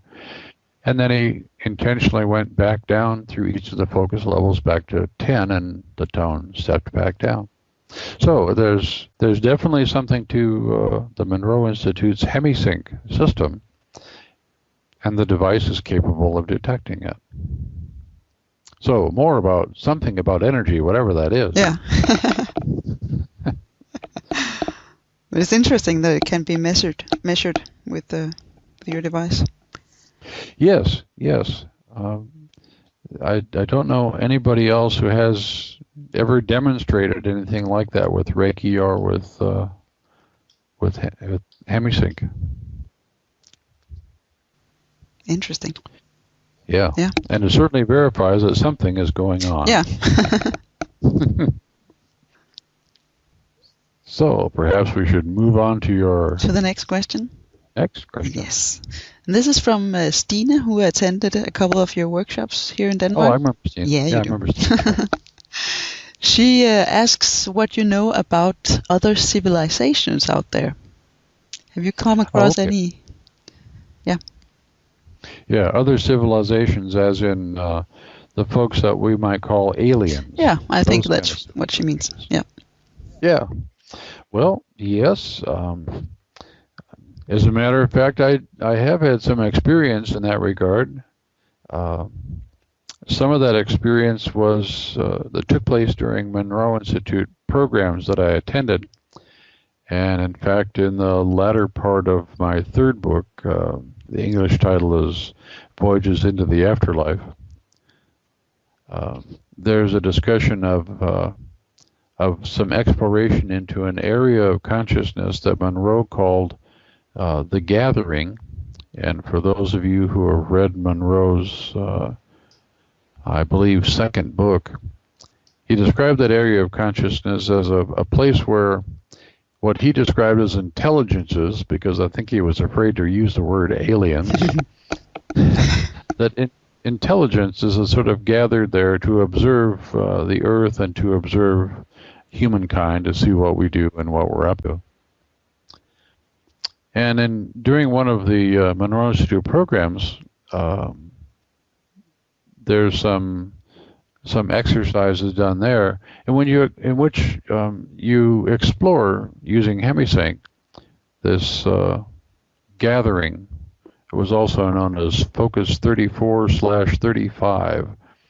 I'm not sure why Monroe couldn't make up his mind between 34 and 35. I wondered about that. Yeah. I don't know. I don't know if it was he just couldn't quite, Or maybe it's on the edge. Yeah, maybe it's between the two. It could be. Or maybe it spans both of them. I don't know. But in those particular exercises, at first what I encountered were just strange sort of shapes. And one of them that I wrote about in that particular book that I think is just funny, looking back at it. I'm sort of wandering around in this area of consciousness, trying to detect something, laying in a little darkened cubicle with my eyes closed, trying to have some sort of visual image of something. And something that looked like a giant puffball came into view. Now, I'm not sure how well puffball translates I'm not sure.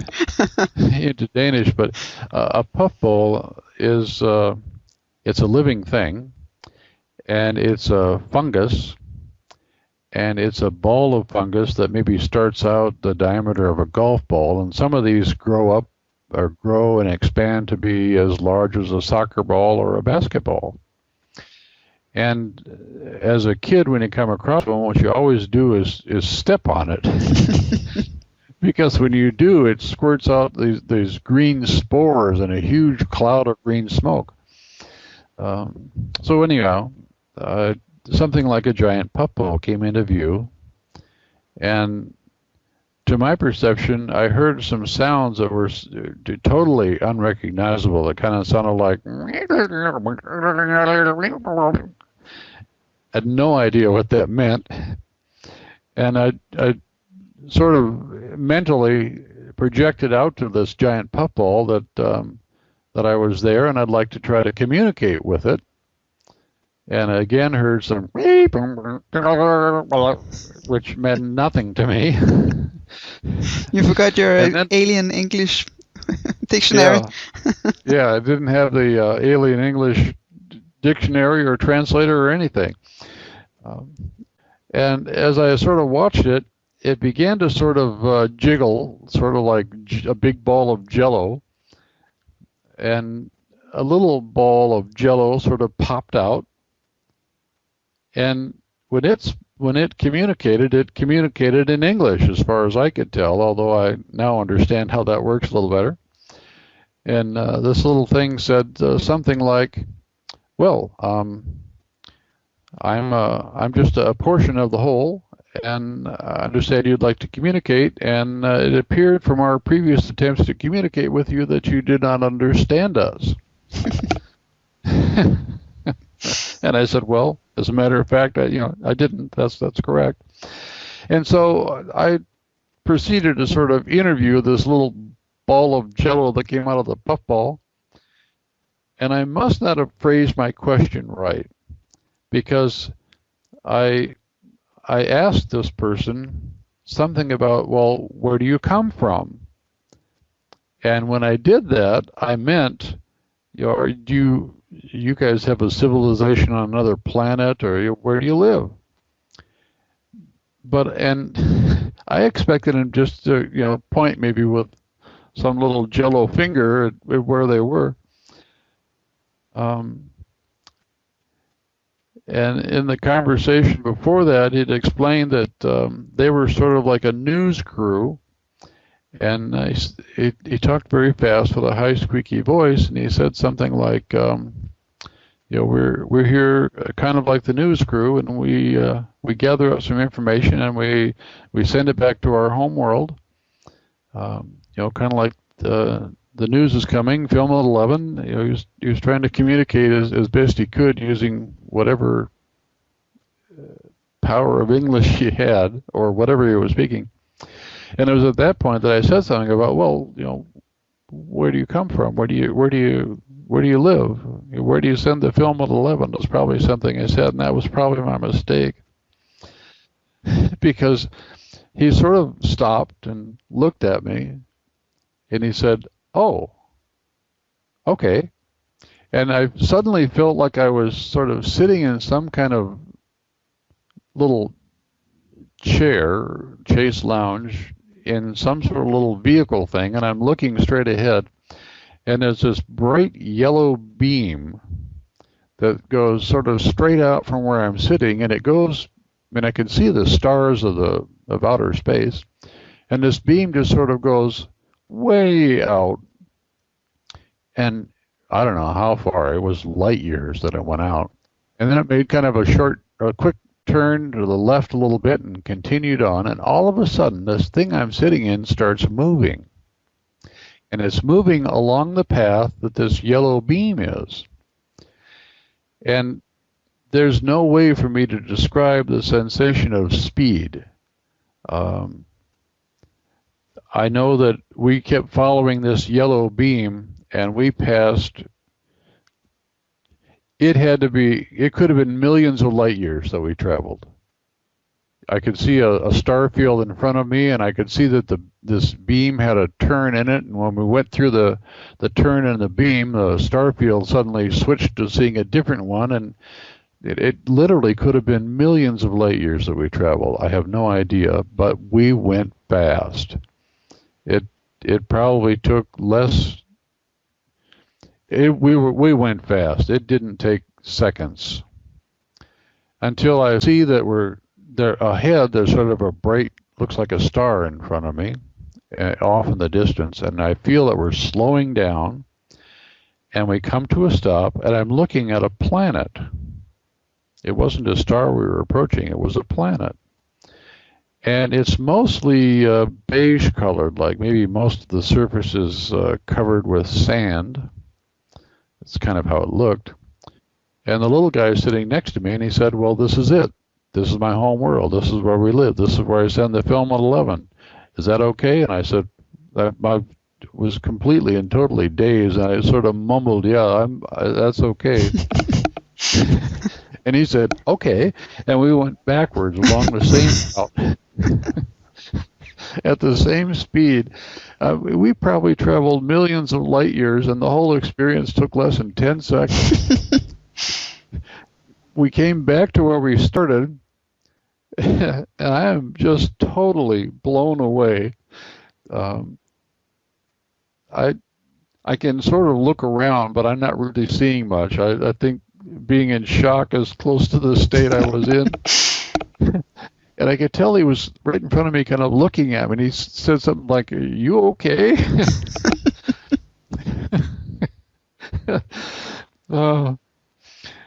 Well, in more explorations of that place, I came across a group that in the book I describe as a second gath group, which is short for the second group that I met at the gathering. I can't wait to translate this, by the way.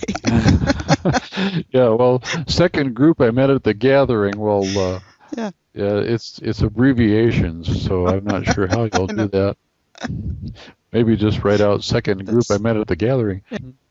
But in my further explorations of this area of consciousness that Monroe described, I came across the group that I called second gath group. And without taking hours to tell the short story,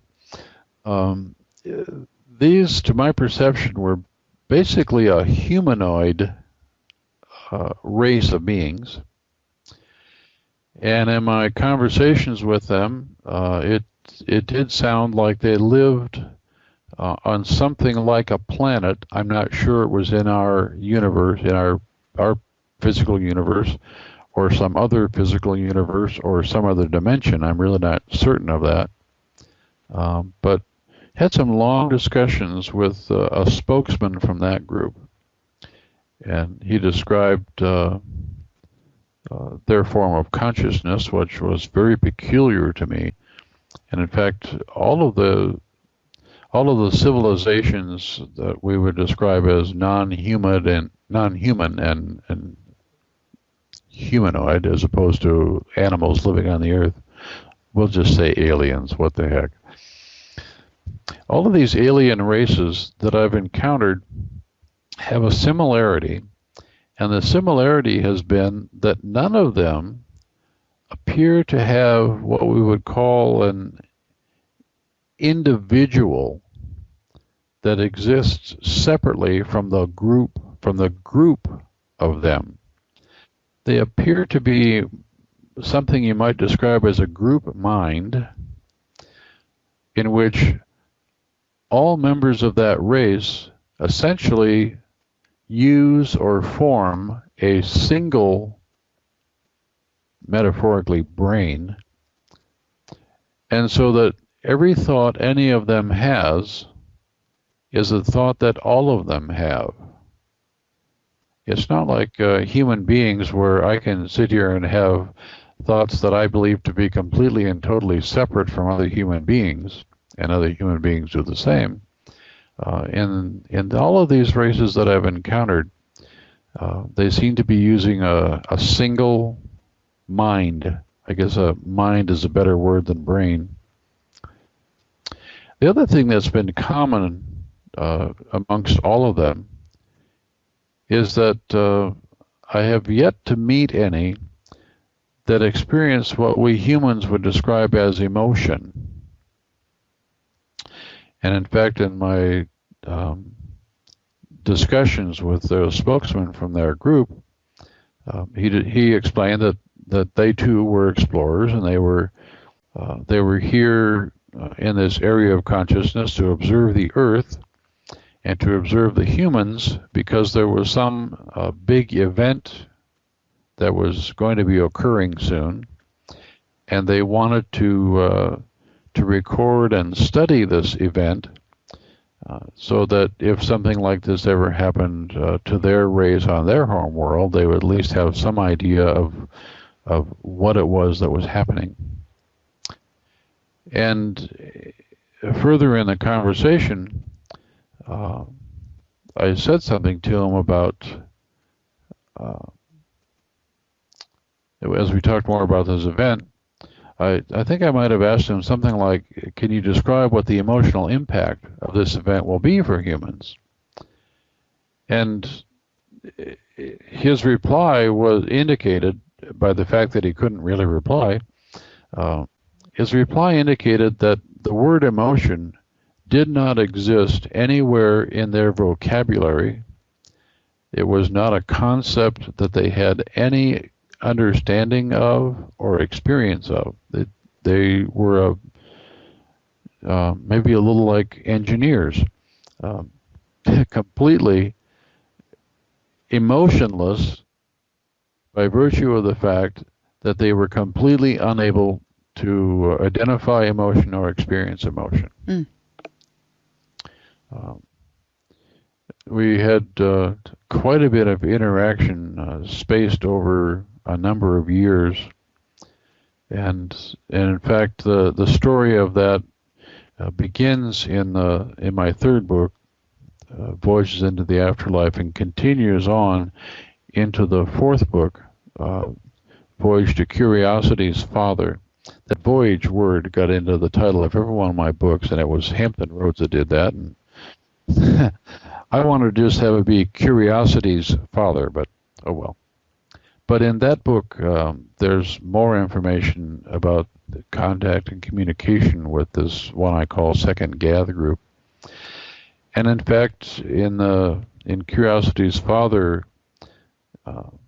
the experiences that I write about with Second Gath group indicate that they had changed as a result of the contact that we had and some of the experiences that we shared in my first contact with them. They had actually begun to recognize a form of individuation, a way of having individual traits instead of being all one big huge group mind, and that they also had begun to experience some emotion. And in fact, the one that they demonstrated that they understood, and they demonstrated it really well, was the feeling of love. And in our first meetup, in fact, that the feeling of love was one that a group of us demonstrated for them in a way that sort of put it into their consciousness in a way that they would directly experience it. Yeah. So yeah, I've run into a number of them. I was wondering, maybe you could explain how vivid are your experiences? Because when you talk about moving fast and all that, maybe people think that you're in an out of body state, or like Monroe was, or. Yeah. A lot of people think that what I'm writing about are out of body experiences, and I must confess that after I read Monroe's first book, Journeys Out of the Body, I spent a number of years trying to learn how to consciously do this out of body thing that Monroe described, and I was never really successful. Maybe 5 times in my life have I had what I would describe as a classic out of body experience. And at least 3 of those were ones in which I had been trying and trying and trying over a long period of days to manage to consciously go out of my body. And then sometime in the middle of the night, when I least expected it, I'd suddenly find myself like standing next to my bed, looking at myself in the bed and think, oh, great, I made it out. And then there was this loud sort of crack sound, and I was back into my body again. I know that feeling. Damn. Yeah. At least 3 of the 5 times I've had were just like that. Yeah. So I would not describe what I'm doing as an out-of-body experience. I would describe what I'm doing something that's maybe better described as more of a mental exercise. And so when people read my books, oftentimes they'll think that when I describe that I'm flying over a forest and observing this or seeing that, people will think that, oh, he must be having an out-of-body experience. But I would describe, I guess, that in those experiences, that for me, it's just I'm a sort of point of perception with the sensation, oftentimes, of movement, and rarely clear visual imagery.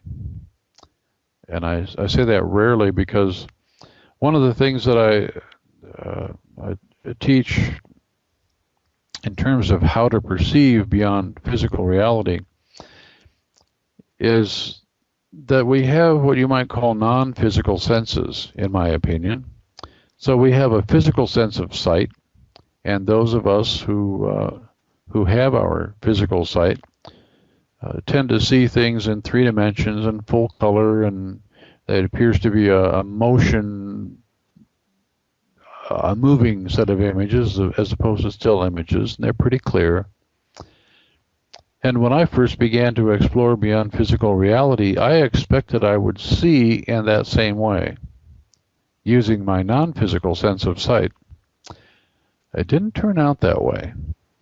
And in fact, I was quite disappointed with the way it did turn out, because it turns out that our non-physical sense of sight is something that operates sort of along a continuum of visual experience.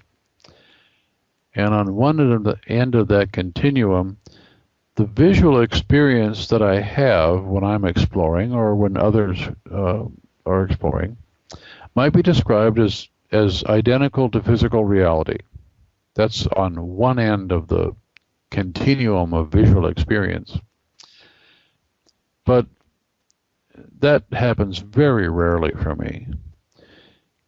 And if we move from that end of the continuum gradually toward the other end of the continuum, then we find that non-physical sense of sight is sometimes very clear, 3-dimensional, holographic, but it's black and white.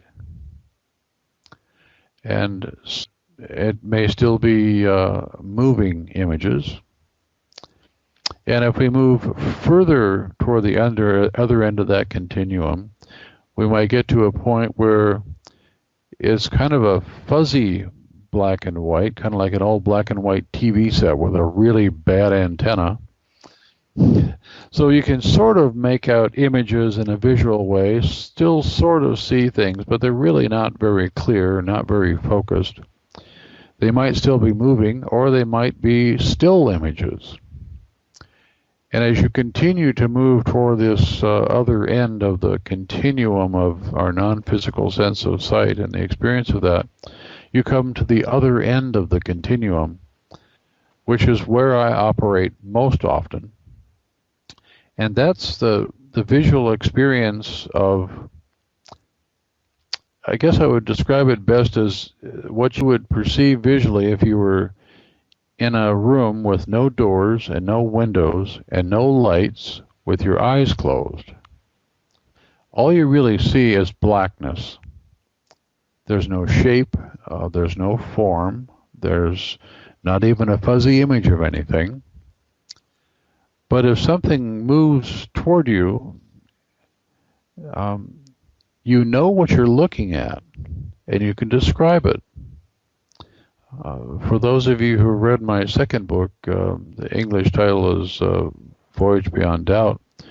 There's a description of a retrieval of a woman who died in the later stages of Alzheimer's. And as I wrote about the experience, I described it as that I saw an old woman. She was sitting in a wooden chair in a kitchen, and she was sitting next to a wooden kitchen table.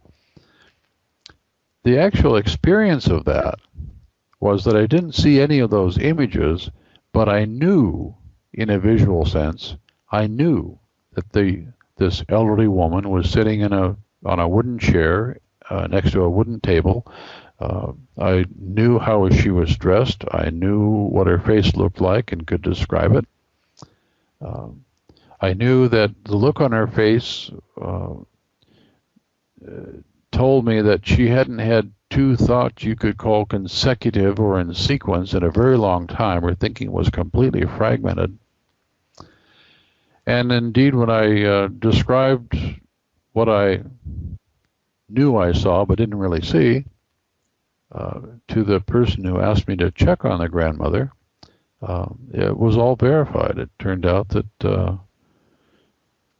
it was her grandmother, and that it was at that point that I knew that she had died in the latter stages of Alzheimer's, and it turned out that sitting on that wooden kitchen chair next to the kitchen table was the only way that you could calm the woman down enough that she would sit quietly, and then you could feed her and whatever else she had to do.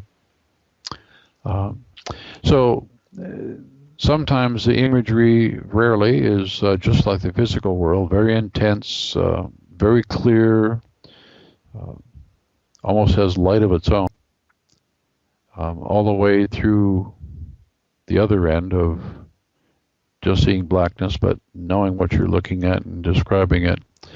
And I would say, there are also non-physical senses of hearing, smell, taste, touch, the same physical senses we have, but again, each of them have a much broader range of experience.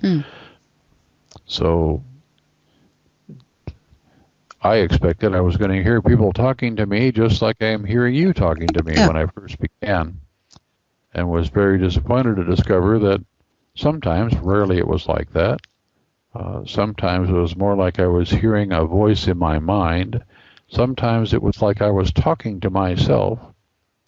It was difficult to know whether or not what I was doing was real or not, because the images and the sounds were not like the physical world.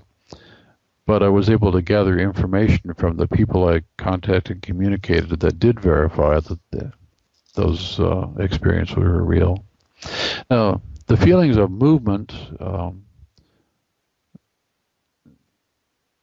I guess what I would say about feelings of movement is, when I feel movement, it feels pretty much like it does here. If you were sitting in a car that was driving on an extremely smooth road, so there were no bumps, and asked the driver to accelerate, and had your eyes closed, you would feel that feeling of accelerating. And once you get up to speed, and the car is no longer accelerating, then there's no longer a sensation of movement. The early in my explorations, when I intended to go from one place to another, I always had a sensation of speed, the sensation of movement. And I discovered, as I continued to explore, that I no longer had the sensation of movement, and it became more like, well, I'm going to intend, instead of being where I am here, I'm going to intend to be in a different place. And it became a situation where, as soon as I placed my intent to be in a different place, it was like somebody flipped a switch, and I just went from one place to the other without moving. Yeah. That's a feature that would be nice to have in the physical world. Yes.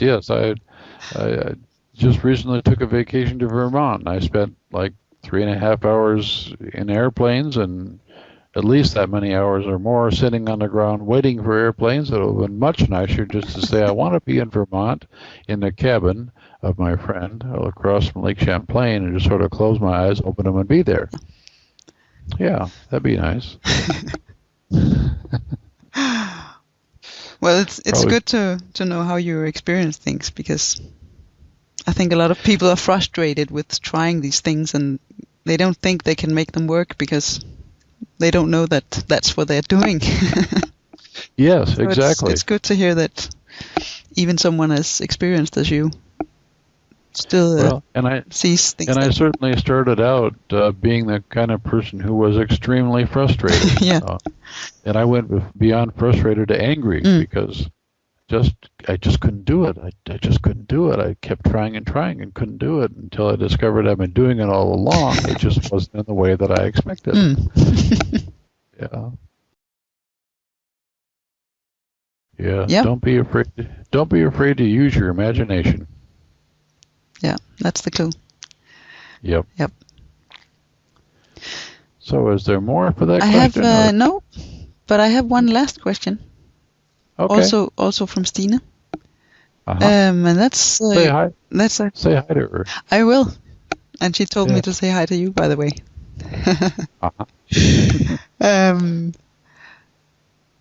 She wants to know your opinion of scientists that are experimenting with making or remaking the Big Bang. If you've heard about that, you know, they're trying to make a model of it or trying to recreate it, or isn't it dangerous to mess with those forces? She asks. Well, if you know anything about that. It would be if the Big Bang had actually happened. But I'm the kind of person who's more than half convinced that the Big Bang Theory is a myth. Okay. And that it's based on the misunderstanding of something called the red shift. Mm-hmm. And I'd like to talk about that just for a moment before we... Well, it won't be just a moment, you know me. Early on, the Big Bang Theory came out of observations, astronomical observations, and in these observations, what they discovered was that the frequency of light coming from a specific gas, we'll say hydrogen, the frequency of light coming from hydrogen is a very specific, very stable frequency. It doesn't change much. And what the early observers saw was that the light coming from distant stars was not exactly what it should have been for hydrogen or helium or the others, and in fact, the light frequency was shifted a little bit toward the red end of the optical spectrum or the electromagnetic spectrum. And as they looked at stars completely surrounding the Earth in a sort of 360-degree spherical field that they could observe, they found that every single star they observed had the same red shift. And the only way that they could explain this was by something called a Doppler effect, which, without going into a long explanation, if something is moving away from you, then its frequency is reduced, or if it's something light like a star, if the light frequency is shifted toward the red, the Doppler effect says that indicates the star is moving away from you. If it had shifted toward the blue end of the spectrum, that would have indicated that star moving toward us.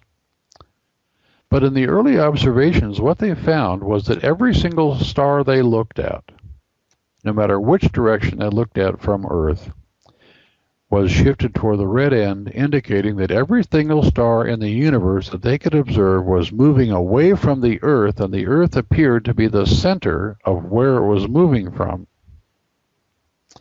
Since they were all moving away from the observer on Earth, the logical conclusion is the universe is expanding because it's moving away from us. Everything's shifted to the red. And the Earth is at the center of that expansion. Now, most of us are aware that some other highly regarded authorities in this discussion, namely the Church, hundreds of years ago, used to tell us that the planet Earth was the center of God's universe.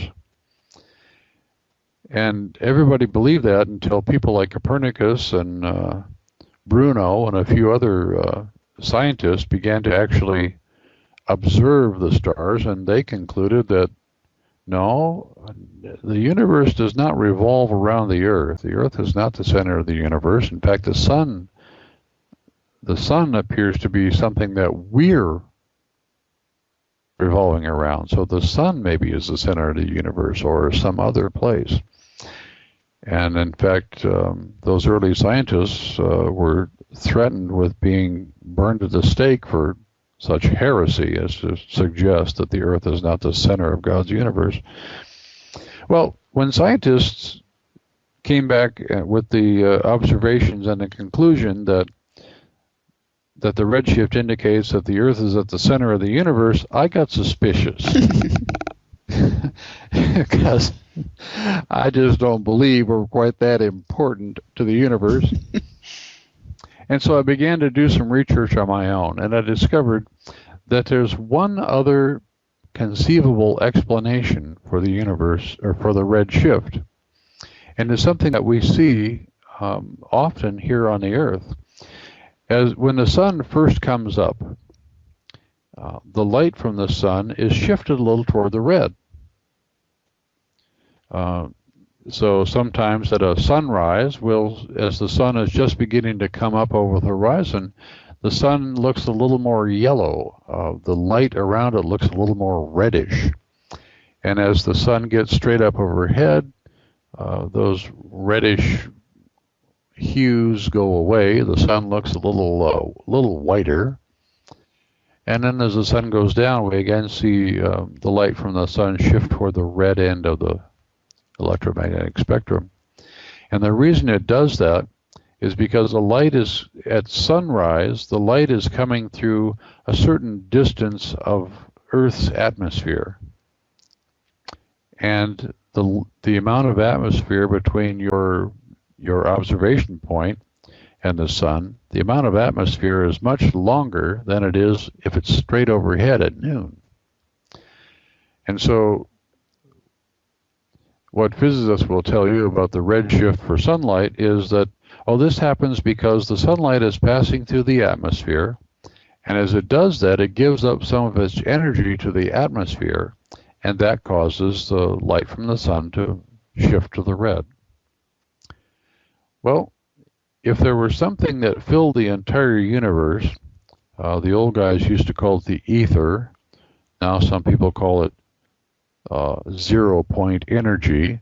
There's a whole bunch of euphemistic names for it. But if the sun is filled with some sort of very, very, very fine something, we almost matter, then the redshift of the stars moving away from the Earth is explained by that sun or those starlight coming through whatever this sort of universal atmosphere is. And one of the key pieces of information that I find to be confirming of that theory is that one of the other things that scientists originally believed from their Doppler effect explanation, they discovered that the farther away a star is, the faster it was moving away from us, judging by the amount of redshift. So there was a direct correlation between the distance from Earth to the star. The greater the distance, the more redshift. The lower the distance, the less redshift. Just like the sun from an observer on the Earth at sunrise and sunset and noon. So anyway, it's just I would say, well, if the Big Bang actually happened,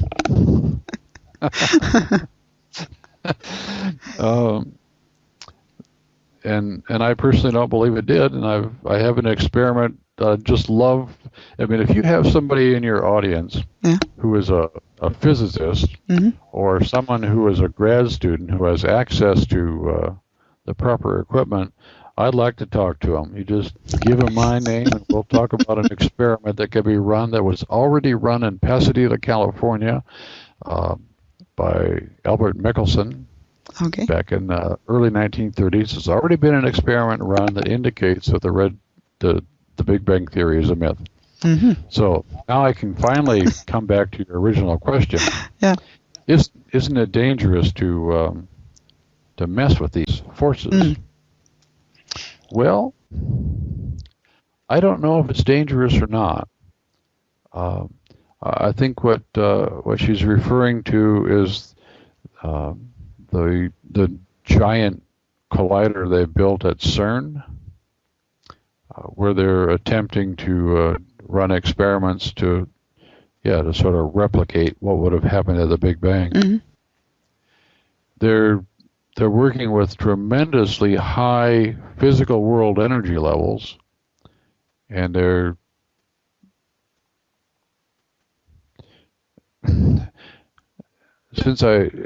I don't know if it's dangerous or not. No. Yeah, we here in the States, there's a legend about some experiments done during World War II in which a ship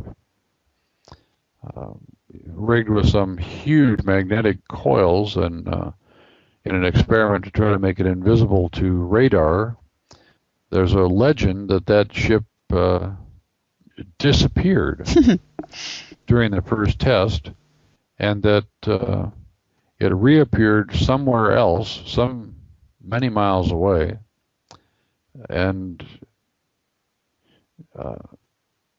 some of the crew members, when the ship then returned back to its original location, some of the crew members, according to the legend, were sort of stuck in the steel of the ship, almost as if while they were gone, they sort of drifted into the same area where the steel deck was, and when the ship returned to physical reality, they were stuck in that position.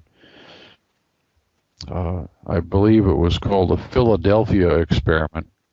It's a legend. It probably did not really happen. But in the United States, UFOs never really happen. Even though they fly over the city of Phoenix and are observed by hundreds of thousands of observers who watch this thing that's so big they can't see both ends of it, and it's just like a couple hundred yards off the ground. It's absolutely silent. It blocks out the stars, and it slowly moves for hundreds and hundreds of miles to the state of Arizona, flies right over Phoenix. And if you talk to anybody in this country about that who's connected with the military or the government, they will quickly explain to you that didn't happen. And any of these other UFO things that people talk about didn't happen either. They were swamp gas, or they were the lights of flares, or... Well, most of the time there are explanations for these things that people see, but... Yes. Pretty sure that... And in fact, I just saw a documentary a couple of weeks ago. I think the documentary's title was "I Know What I Saw." And in that documentary, there are a number of people. One of them is a former minister from in the French government who managed to get all of their UFO files released into the public domain. And he said sort of the same thing you did. There are a lot of these that can be explained by normal things that are just someone's observed and hasn't understood what they're looking at. But he said there's a certain percentage of them that are completely unexplainable. There are some of those files, as I understand it, being made public knowledge in Great Britain. Okay. But here in the States, those things never happen. Nope.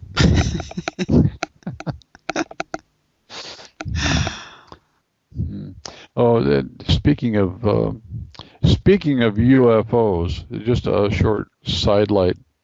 The people I call UFO drivers, the little guys who are sitting inside the thing, flying these around. They evidently have some reason not to make themselves visible in the physical world at times. And I say that because I was at a Monroe Institute program a number of years ago, and it's one called Starline. It was put together by Francine King. It is an excellent, excellent program.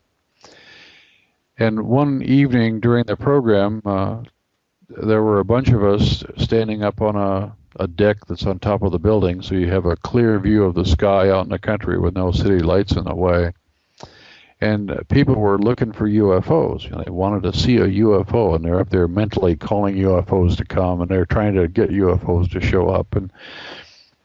And somebody walked over to me and said, "Well, Bruce, do you sense any UFOs around?" And so I closed my eyes and kind of relaxed and got a strong impression of 3 of them, and they were all small ones. And I got a sense of where they were located, and communicated with one of the drivers of the UFO and asked him if he could make himself visible, so we could see him. And he said, here in Virginia, we're way too close to some American military bases, and we know from experience that if we shift into physical reality, then we're going to show up on your radar. In a very short time, there are going to be some big, fast American Air Force fighter jets flying into this area, and we're going to have to get out of here. And so I relayed that and I thought to myself, I don't know if it's true or not, but that was my perception.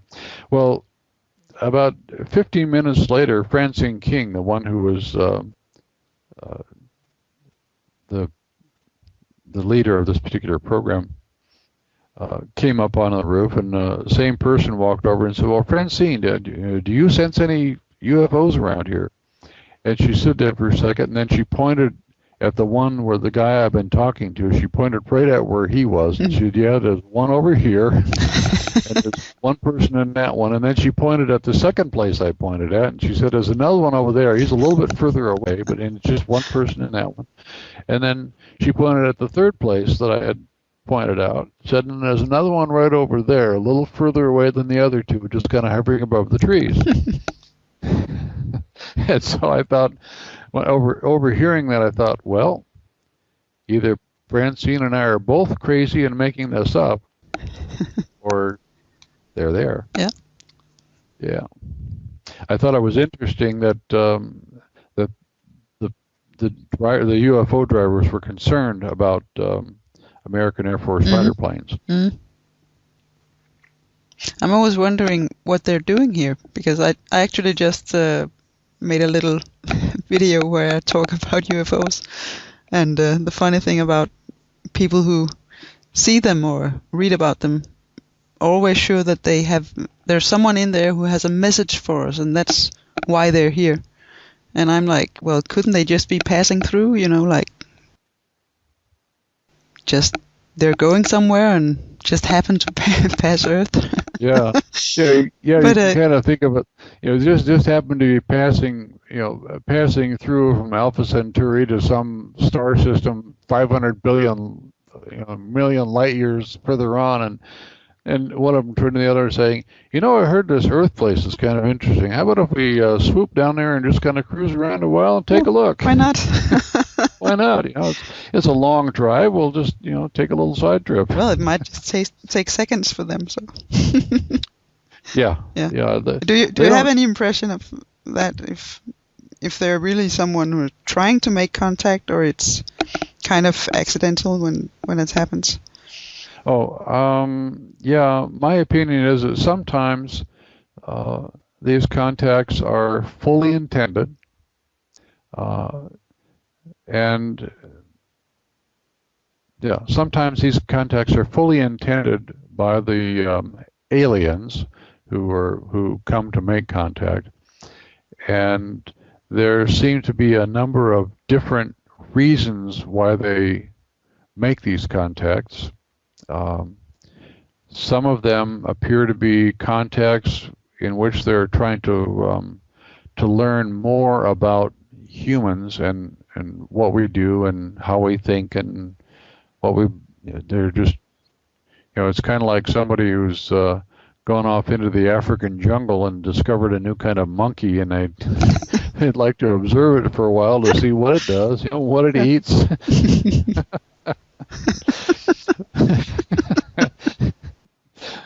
Some seem to be that way. Some seem to be making contact in response to a human who has asked for contact. Because there are some of us humans who, I suppose, are sort of curious about it and place our intent that we have some contact. And I think that at times these aliens sort of say, well, we've got a person over here who really wants to make contact with us, and so let's go over and see what we can do.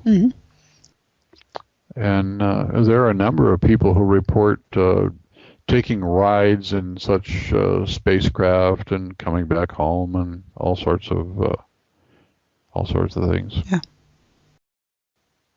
I know. Well, when I say I know, I really should say in my opinion. But from my experience, I would say that there are some who are definitely here observing, kind of like the ones I called Second Gath Group.